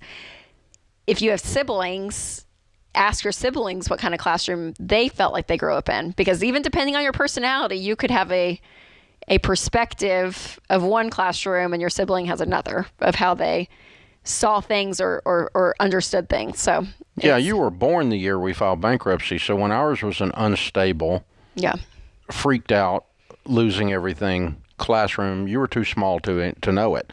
Your sister was a toddler, probably also too small, but might have, distant memories somewhere deep down in her psyche of that. But, so our family went through a shift. Yes, which happens. We went through from, being a meltdown, disastrous mess, me and your mom, up to, by the time you were old enough to know, it was pretty calm and organized and methodical, because we were already doing this stuff and teaching this stuff. Right, absolutely. Yep, for sure. And so, like, you were doing the writing for this, and you said, well, I grew up in a very calm and stable, and we're like, yeah, you just weren't old enough to remember when it wasn't. Yeah, that's all. I know. I had the manuscript, and we had dinner, and I was like, here's what I'm writing about. And I feel like, it was this, I feel like it was classroom 4 for the most part. And you're like, yeah, because you were too young to remember classroom 2. Unstable. It was crazy. It's crazy. When we were nuts. Yeah. I can still get there. We can get there. We just don't live there. We can drive by now and say hi, but that's all. Oh my gosh. Yeah, this stuff is so valuable though, to know where you come from, and then you look at your spouse and you go, oh, you have a little bit of empathy for them. Mm-hmm. When you know kind of, okay, that's where you came from. Oh, you're more of an abundance versus scarcity, and I'm kind of scarcity. Oh, you're more saver, I'm more spender. Oh, you like to spend on experiences. You like to spend on things. Yeah. That's Winston as biggest rub. Yep. I want to go to Disney. Rachel, the kids aren't listening, so I can 100% would spend 100% of her money on experiences. I just take vacations all day long. 100% of it. And what I want to spend on Disney, Winston's like, eating out has nothing to do with the food. It's the entertainment. I need an appetizer. It's the entertainment. It's the who's meal going. And the dessert and the decaf coffee with the dessert. Is I need a 2.5-hour dinner. When you ask Winston about Rachel, he says Rachel's a fun girl. He said, "You make me more fun." He just said that to me yesterday.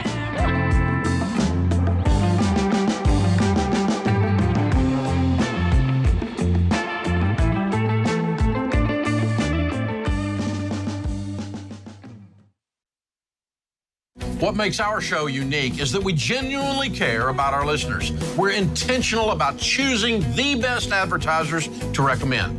Blinds.com is no exception. They offer high-quality window treatments at unbelievable prices, and they make it simple to shop blinds, shades, and interior shutters with easy online ordering, free shipping, and a guaranteed perfect fit. Go to Blinds.com and take advantage of this week's special savings.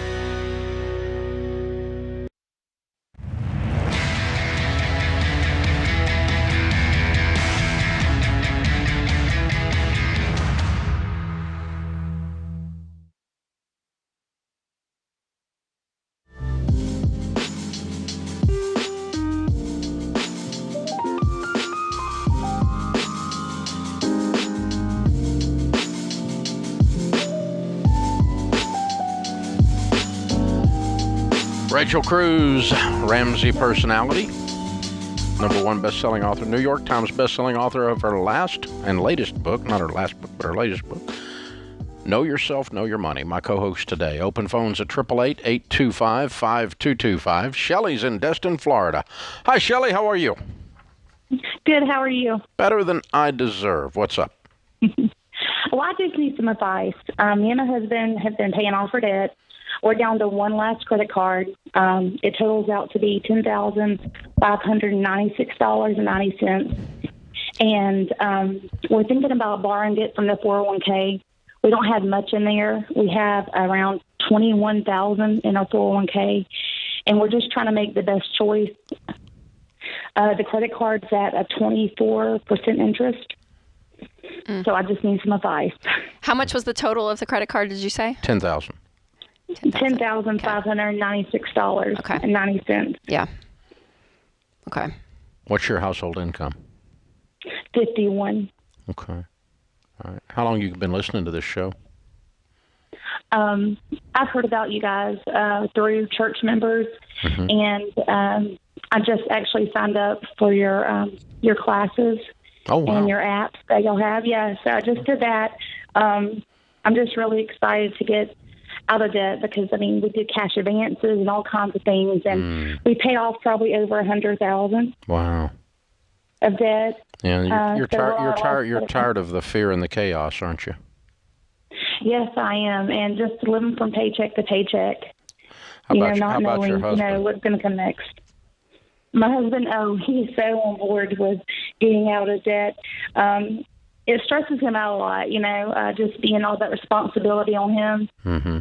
And so, and plus, I want him to be able to retire at a nice age to enjoy, everything and to line our lives up, biblically with the Bible.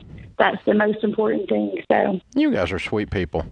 You're sweet. Thank you. Well, I'm glad that you're plugged into Ramsey Plus and into Financial Peace University. We'll walk you through. Rachel and I are two of the main teachers in those videos that you're going to go through. And we're going to show you how to get on a budget, which is going to help you get out of the payday advance stuff. Because that comes from not planning well.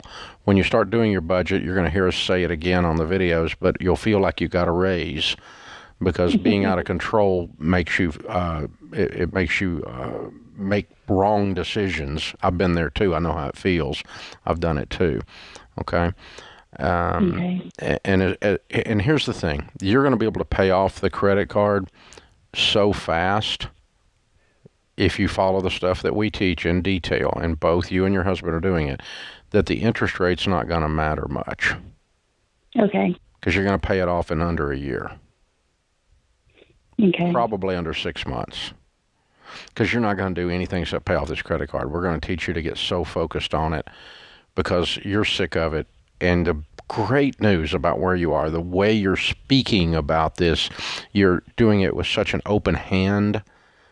And it's almost kind of tender just listening to you that you're at the perfect place. You're like, just teach me, just show me how. I'm just sick of it. I'll do anything. And that's what I keep hearing from you.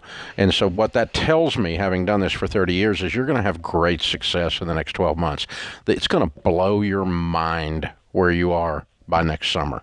Don't you think, Rachel? Yeah. Well, I was going to say, Shelley, I mean, from how you guys have been living to what you're about to engage in and actually get a plan. And we said this in an earlier segment, but there'll be changes. You'll do stuff that's different than you've ever done before. And it's going to first feel uncomfortable, but push through that because immediately when you start to live on a budget and it works, you are in control of your money versus your money controlling you. You have a plan. You and your husband are on the same page. You're working toward the same goal. I mean, all of that is so cohesive when it works. And it's an amazing thing. Like you will never experience the level of control that you're about to have. And he's exactly right. I'm like, yeah, there's no need to take out a 401k loan at all. Don't do it. Don't do that. When you guys start to do the math and you start to see, okay, here's where our money can go, you're gonna pay it off. You're gonna be able to do this. Yeah, interest rate matters if you're going to keep the debt around for 5 years.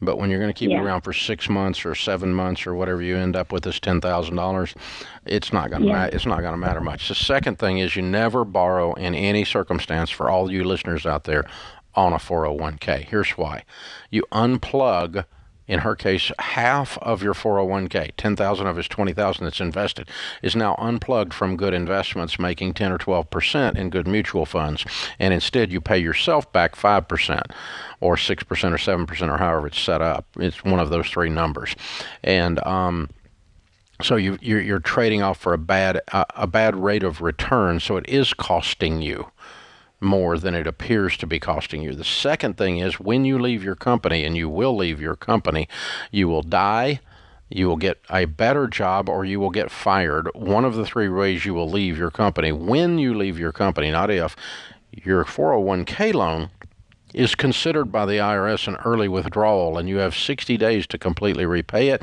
Oh, by the way, you just don't have a job anymore, but you have 60 days to repay the loan, or it's considered an early withdrawal, and you're taxed and penalized on it. So it's a disaster looking for a place to happen. So never borrow on a 401k. Now, that's a sidebar, really, because, Shelley, your story is so much bigger than just the $10,000, because you're going to such really, really, really good places. I'm so proud of you. All right, Dylan is with us in Springfield, Mass. Hey, Dylan, what's up? Hey, how's it going, Dave? Better than I deserve. How can we help, sir? Well, I'm 25. I make about $80,000 a year. I got $420 a month in expenses. I'm currently debt-free, minus my 401k loan that you were just talking about.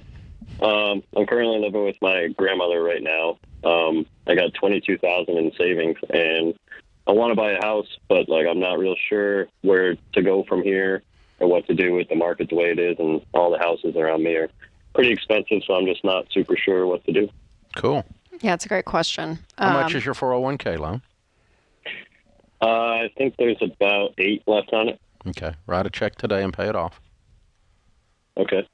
And now we've got not 22, but now we have 14. But you make 80 and you got no bills because you live with your grandmother, right? Right. So you pile up money pretty fast, can't you? Right, minus the expenses, because I kind of take care of her too with, groceries and everything else. But yeah. Well, what I would encourage you, Dylan, is to figure out what your expenses are per month, and then get an emergency fund of 3 to 6 months worth of that. Have that just cash in the bank, which again, that 18 is gonna help you, or the 14. That's left in your savings will be a good jump start, if not completed, depending on, again, what your expenses are. And then from there is what we call baby step 3B. And that is where you're going to save up for a down payment on your home. And you want to save up at least 10 to 20%. And then the formula we always use is that your take home, your payment is no more than 25% of your take home pay on a 15-year fixed rate. Now, that's to say if you want to buy a home. And I don't know your situation. Are you single? Yeah. Yeah. Is buying a home something you want to do, or do you want to rent for a little bit? Do you want to stay with your grandmother? What do you want to do? I'd like to buy a house. Okay. I had one already. I sold a year ago. Gotcha. Because of they built houses right on top of mine, so I sold mine. But yep. I do want a house. Yeah. Yeah. So when you get to that point that you have that down payment saved up, then I think it's a great time. I mean, you're in a good position. Obviously, you're going to be completely debt free by this afternoon because you're going to write a check and get that taken care of. And you have some good savings. You can save up a little bit more, but that down payment savings will be your next step. Good work, brother. Good work. The question you got to ask, it sounds like more than anything, is just how long do you need to be there and want to be there to take care of your grandmother in this situation? And it's working for now. Is that a 3-year plan, a 3-month plan, 5-year plan? And then that'll help you answer when you're ready to buy. But yeah, get out of debt, build your emergency fund, and save your down payment like Rachel laid out. That's exactly what we teach. This is The Ramsey Show.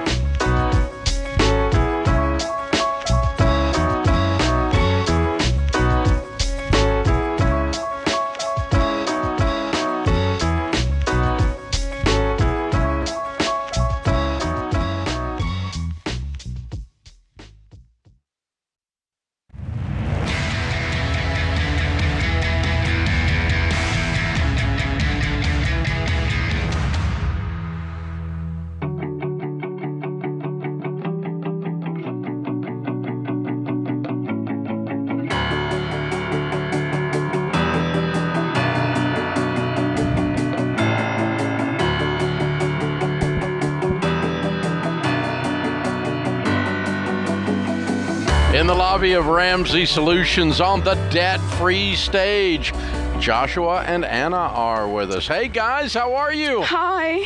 Welcome, welcome. now that we see you. Good to have you. Thank you for having us. Well, we're honored to have you. Thank you for being here. And where do you guys live? New Jersey. In Jersey, and all the way to Nashville to do a debt-free scream. That's right. How much did you pay off? $70,437 in 10 months. Whoa! And your range of income during that time? It started at 102, and it has ended now in 202. All right. What do you guys do for a living? I am an ICU nurse. And I'm an audio tech. All right. Wow. Wonderful. You guys are killing it. Way to go. Very good. What kind of debt was the $70,000? Oh my gosh, it was a car payment, it was a student loan debt, and it was credit cards. $30,000 in student loans, $9,000 in cards, and the rest was the car. So you guys were just normal? Yeah, we were. Yeah. So, I mean, it not going well at all, but kind of felt like normal. Yeah, it's just the way everybody is, right? Normal, just a little too long, though. I hear you. So, what happened a year ago? They got you guys fired up and doing this Ramsey stuff. This started in January. Well, we've been together since I was 17, and he was actually longer than that. We were together since high school. So we had our oldest daughter when we were really young, and all we've known is work and struggle and that for 20 years. It's going to be 13 years since we've been married this September. So back in 2019, in January, we went to a marriage conference in Kingsway Church in Cherry Hill. And they had a clinic about finances. And Anita and Steve Jenka, if you guys are watching, they were the ones that touched base on the finances and talked about FPU. And that's when the light bulb went out for us. You thought maybe it doesn't have to be struggle all the time. Yes, well, it went a little bit further. We had some savings that exceeded the amount of debt, but they were savings, trying to accumulate, for the kids, whatever. And somehow just not being reckless and just thinking that the harder you work, just with hard work. Well, we weren't budgeting, we weren't paying attention to our finances, and it was just work, chaotic, hectic lifestyle. And you feel like a rat in a wheel. Oh, it disappeared. It just disappeared. The money disappeared? Yeah. Oh, yeah. You had a leak. Yeah. It wasn't material things. It was just no big item. Stuff would come up, and it's like take 1,000 here, whatever. Basically, that's what it came down to. Yep. Wow. And so then you got all that regret, which tastes really nasty on the back of your tongue. Extremely. We almost, I lost it, it was towards the end of 19. It was September 2019. I lost it. I said, this is it. I'm done with the struggle. I've had it. I'm not living like this anymore. No. I said, I like this guy. I'd rather go on my own. I said, I told my wife, I said, if I'm going to struggle, I'll just move into a room. You can have everything. I said, but I can't continue. I'm going to drive myself into the grave. And it was just so then you go to the marriage conference in Financial Peace University and you say, I got to go to that class. And they started it in September of 2019. Oh. Yes. So we heard about it January. We started the class September 2019 FPU, and it was hard because every time we watched those videos, it would just be like a slap in the face. Like, Dave is calling me stupid again. Yes, and it was hard on us because every time we tried to sit down and have a budget meeting, it was fights because we could not believe when we added up $70,000, we were like, we're going to be dead by the time we get these paid off. It's never going to happen. We were hopeless. That's the right word. And when did that turn? When did it turn from hopeless to hopeful? After the life group, just having that sense of community and seeing people from all different kinds of walk of life. So the other people in the Financial Peace University group. Yeah. There was a doctor in there. Yeah. You don't feel so dumb because everybody's in there. No, not at all. Okay. That's when it sank in. Okay, well, maybe we can do this. Yeah. Okay. And then COVID hit. Yep. And you're a nurse. Yes. ICU nurse. ICU nurse. And it gets better. COVID hit, and I'm starting my 2020 season. because I work for the union. So it's all theatrical and mainstream production. So live, well, the first whiff was all the pharmaceutical trade shows and conferences were canceled. Okay, that's not good. Then when Live Nation did their release, you know, they canceled the whole touring season. That was like, oh my goodness. And I'm like, now this couldn't get any, you know, we gained some momentum from 2019. We got the rhythm down. We got, you know, so we got the wheels Anna, going. were you working all the time though? So what happened was when COVID hit, he lost his job because there was no concerts, nothing. No events, And he was like, I can't stay home. Like I have to go and find a job. And I said to him, listen, I'm an ICU nurse. I can't escape this. We have no idea what's going on. We have no idea how, you know, what's happening. What we know is that it's bad. So, and we had just actually gotten our standard insurance life policy. We had just gotten it approved in January, right before COVID hit. So I told them the girls don't need to lose to parents. You know, you stay home. You take care of the girls. You help them with homeschooling, and you stay safe. And I will go and I will work. And he wasn't too happy about it, but I'm like, I'm doing it. I'm not going to have you out there risking your life for pennies on the dollar, you know, compared to what he was making before. So just stay home. And you got like triple time. So I was working 6 days a week, 13 to 14-hour shifts. Yeah, your pay went through the roof. And so I was working my full-time job, and then I went to travel nursing. So I was working 3 days a week around home, and I was working another 3 days a week up north, about an hour So you away from made home. a couple of hundred that year. Yeah.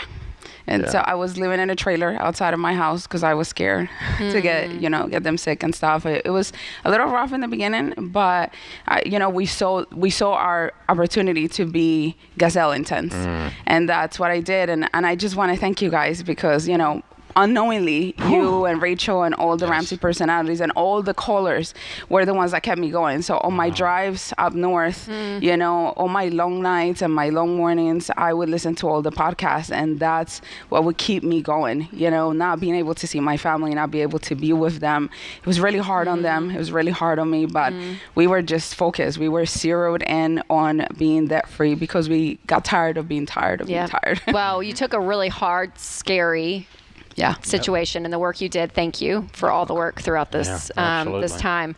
And you took it and you said, okay, what can I do? How can I better my family in this hard time? And then you guys together made that decision, and it's amazing. And when you thought you guys are never going to be the same. Never. This is so awesome. Oh no, this you're is right. so awesome. It's like every time I gotta fork out something, I don't want to do it. I don't want to spend that money. No, not only that. But it's not only that. But I mean, that hopeless, chaotic, we're stuck in a rut, we'll never get out. You're never going to think that way again the rest of your life. Your brain has been stretched to a different level. You can't go back to the same shape. People think we're crazy. Like every you time are. You're awesome. At work, they're like, "Why are you working so much?" I was like, "I'm paying that." Like I work around with my budget everywhere I go, and I show it to all my nurse friends. I show it to everyone. I talk to my patients about it. I'm we're very passionate about it. Yeah, it's awesome. Last thing I'm worried about is what you care. Whether you care about it or not. That's awesome. You are amazing. This is such a great story. We've got a copy of the Total Money Makeover for you and the Legacy Journey for you. The Legacy Journey is the next chapter in your story because you guys have completely changed your whole lives. Yes, our family. I'm so impressed. You're amazing. Wow. Thank you, guys. Man, oh man. We're so grateful. You have no idea. Wow. I feel like you just came through a war. Man, it's amazing. Wow.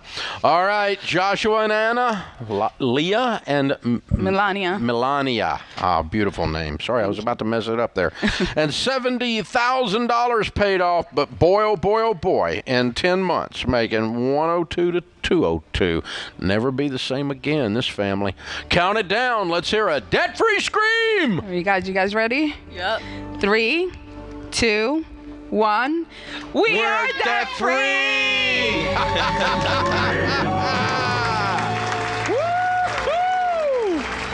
Wow!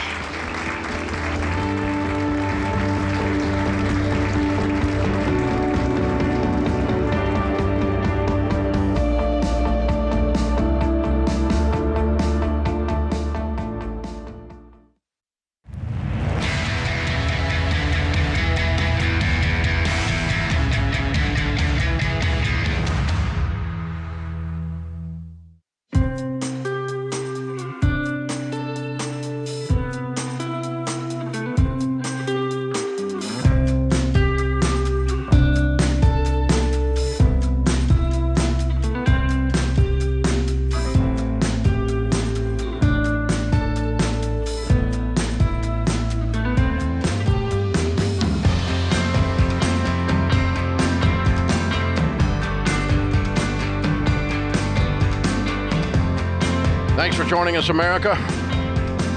Our scripture of the day, Jeremiah 32:17. O sovereign Lord, you have made the heavens and the earth by your great power and outstretched arm. Nothing is too hard for you. Arnold Palmer said, always make a total effort, even when the odds are against you.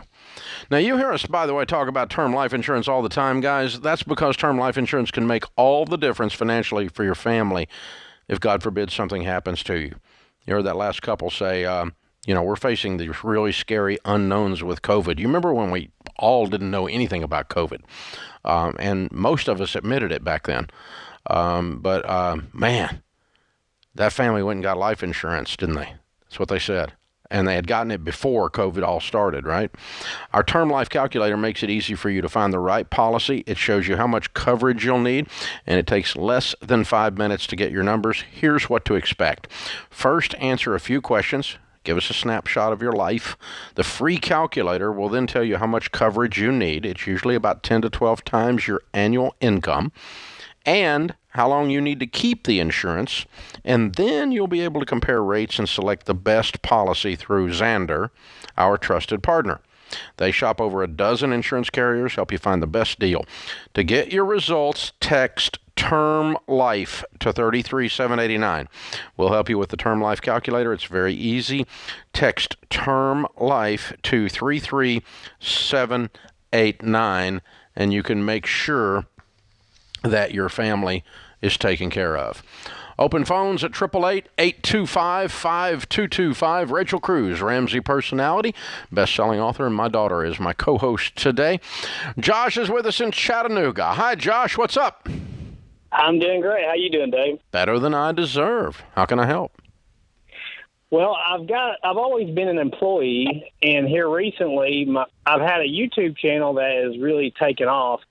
And I'm starting to get paid from that, and I'm not sure. I have people telling me I need like a business license or LLC where I can write off these expenses, but I'm not sure if I really need that. Wow, good for you. What kind of money are you making off of YouTube? Well, like this week I made $900 off YouTube, so it's trending up real fast, but like this week I made $900, so okay. It's doing really well. So if that continues, you might make 50, 60 grand a year or more? Yeah, that's what I'm hoping. What's your channel about, Josh? I'm just curious. I get old cars running that have been sitting 20, 30 years. The channel's Sleeper Dude. Okay, yeah.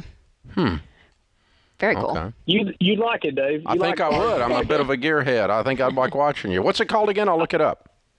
Sleeper Dude, all one word. I'll be looking for your comment. Sleeper? Dude. As in take a nap, sleep. Oh, it's the car's a sleeper. Car. Oh, okay. Yeah. I got it. Okay. Ah, okay. I didn't catch on that. Now I understand. Okay, cool. Well, we just told 22 million people, so hopefully we'll get your YouTube revs up.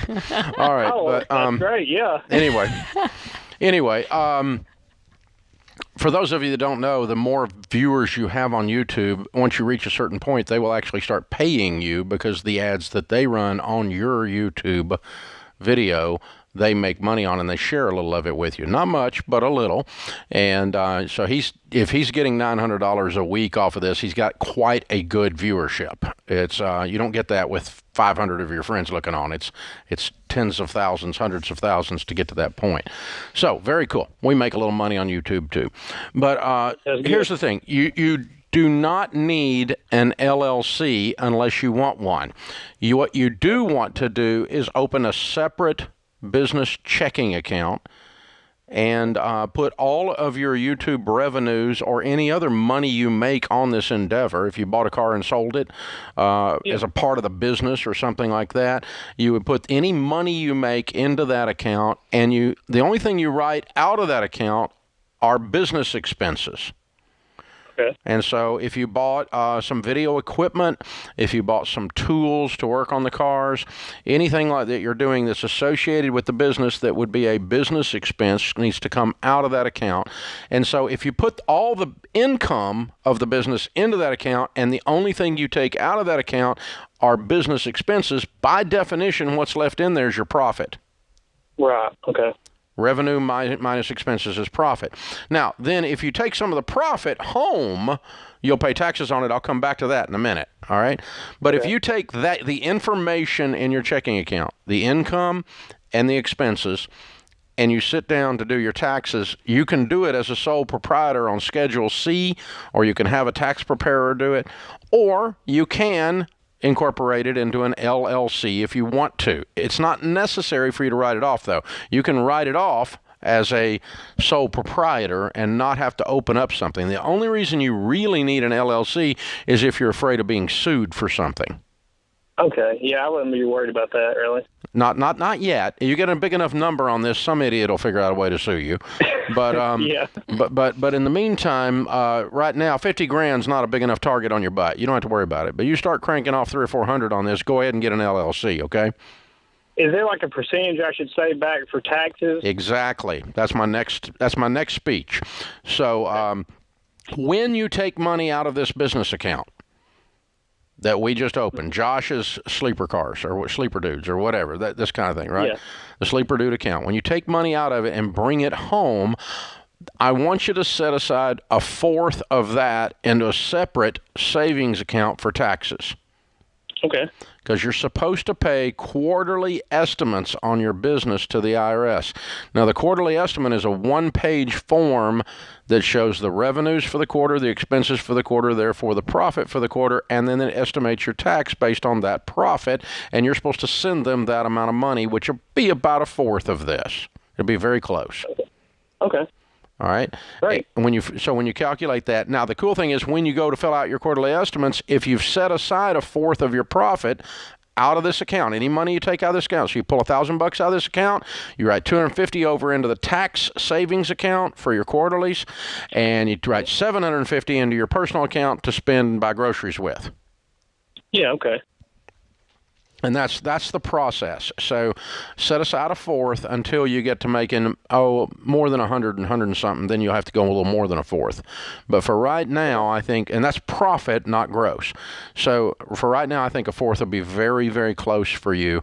So really two big things. One is a separate checking account that gives you your profit. And then when you take money out, the separate savings account to pay your taxes, your withholding on yourself is what you're doing. Does that make sense to you? That makes sense.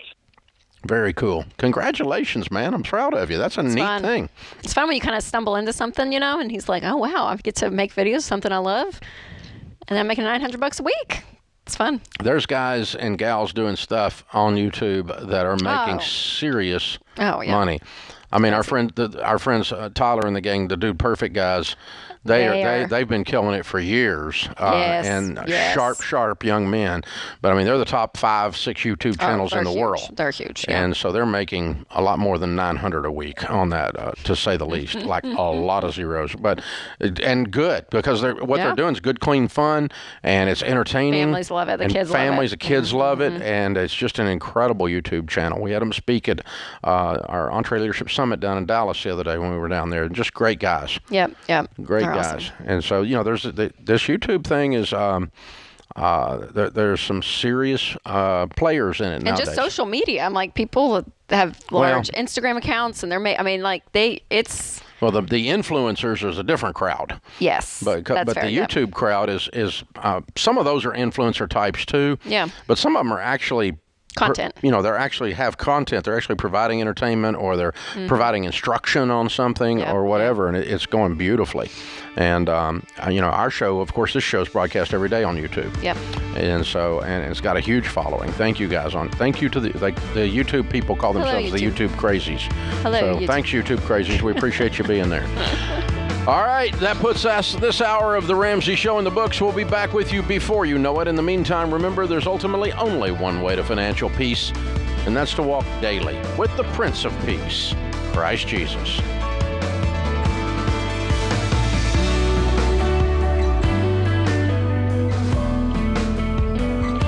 Have a friend or family member that needs a daily dose of Ramsey advice in their life? Let them know about the Ramsey Call of the Day podcast. It's a quick hit of advice about life and money in under 10 minutes. Check out the Ramsey Call of the Day podcast wherever you listen to podcasts.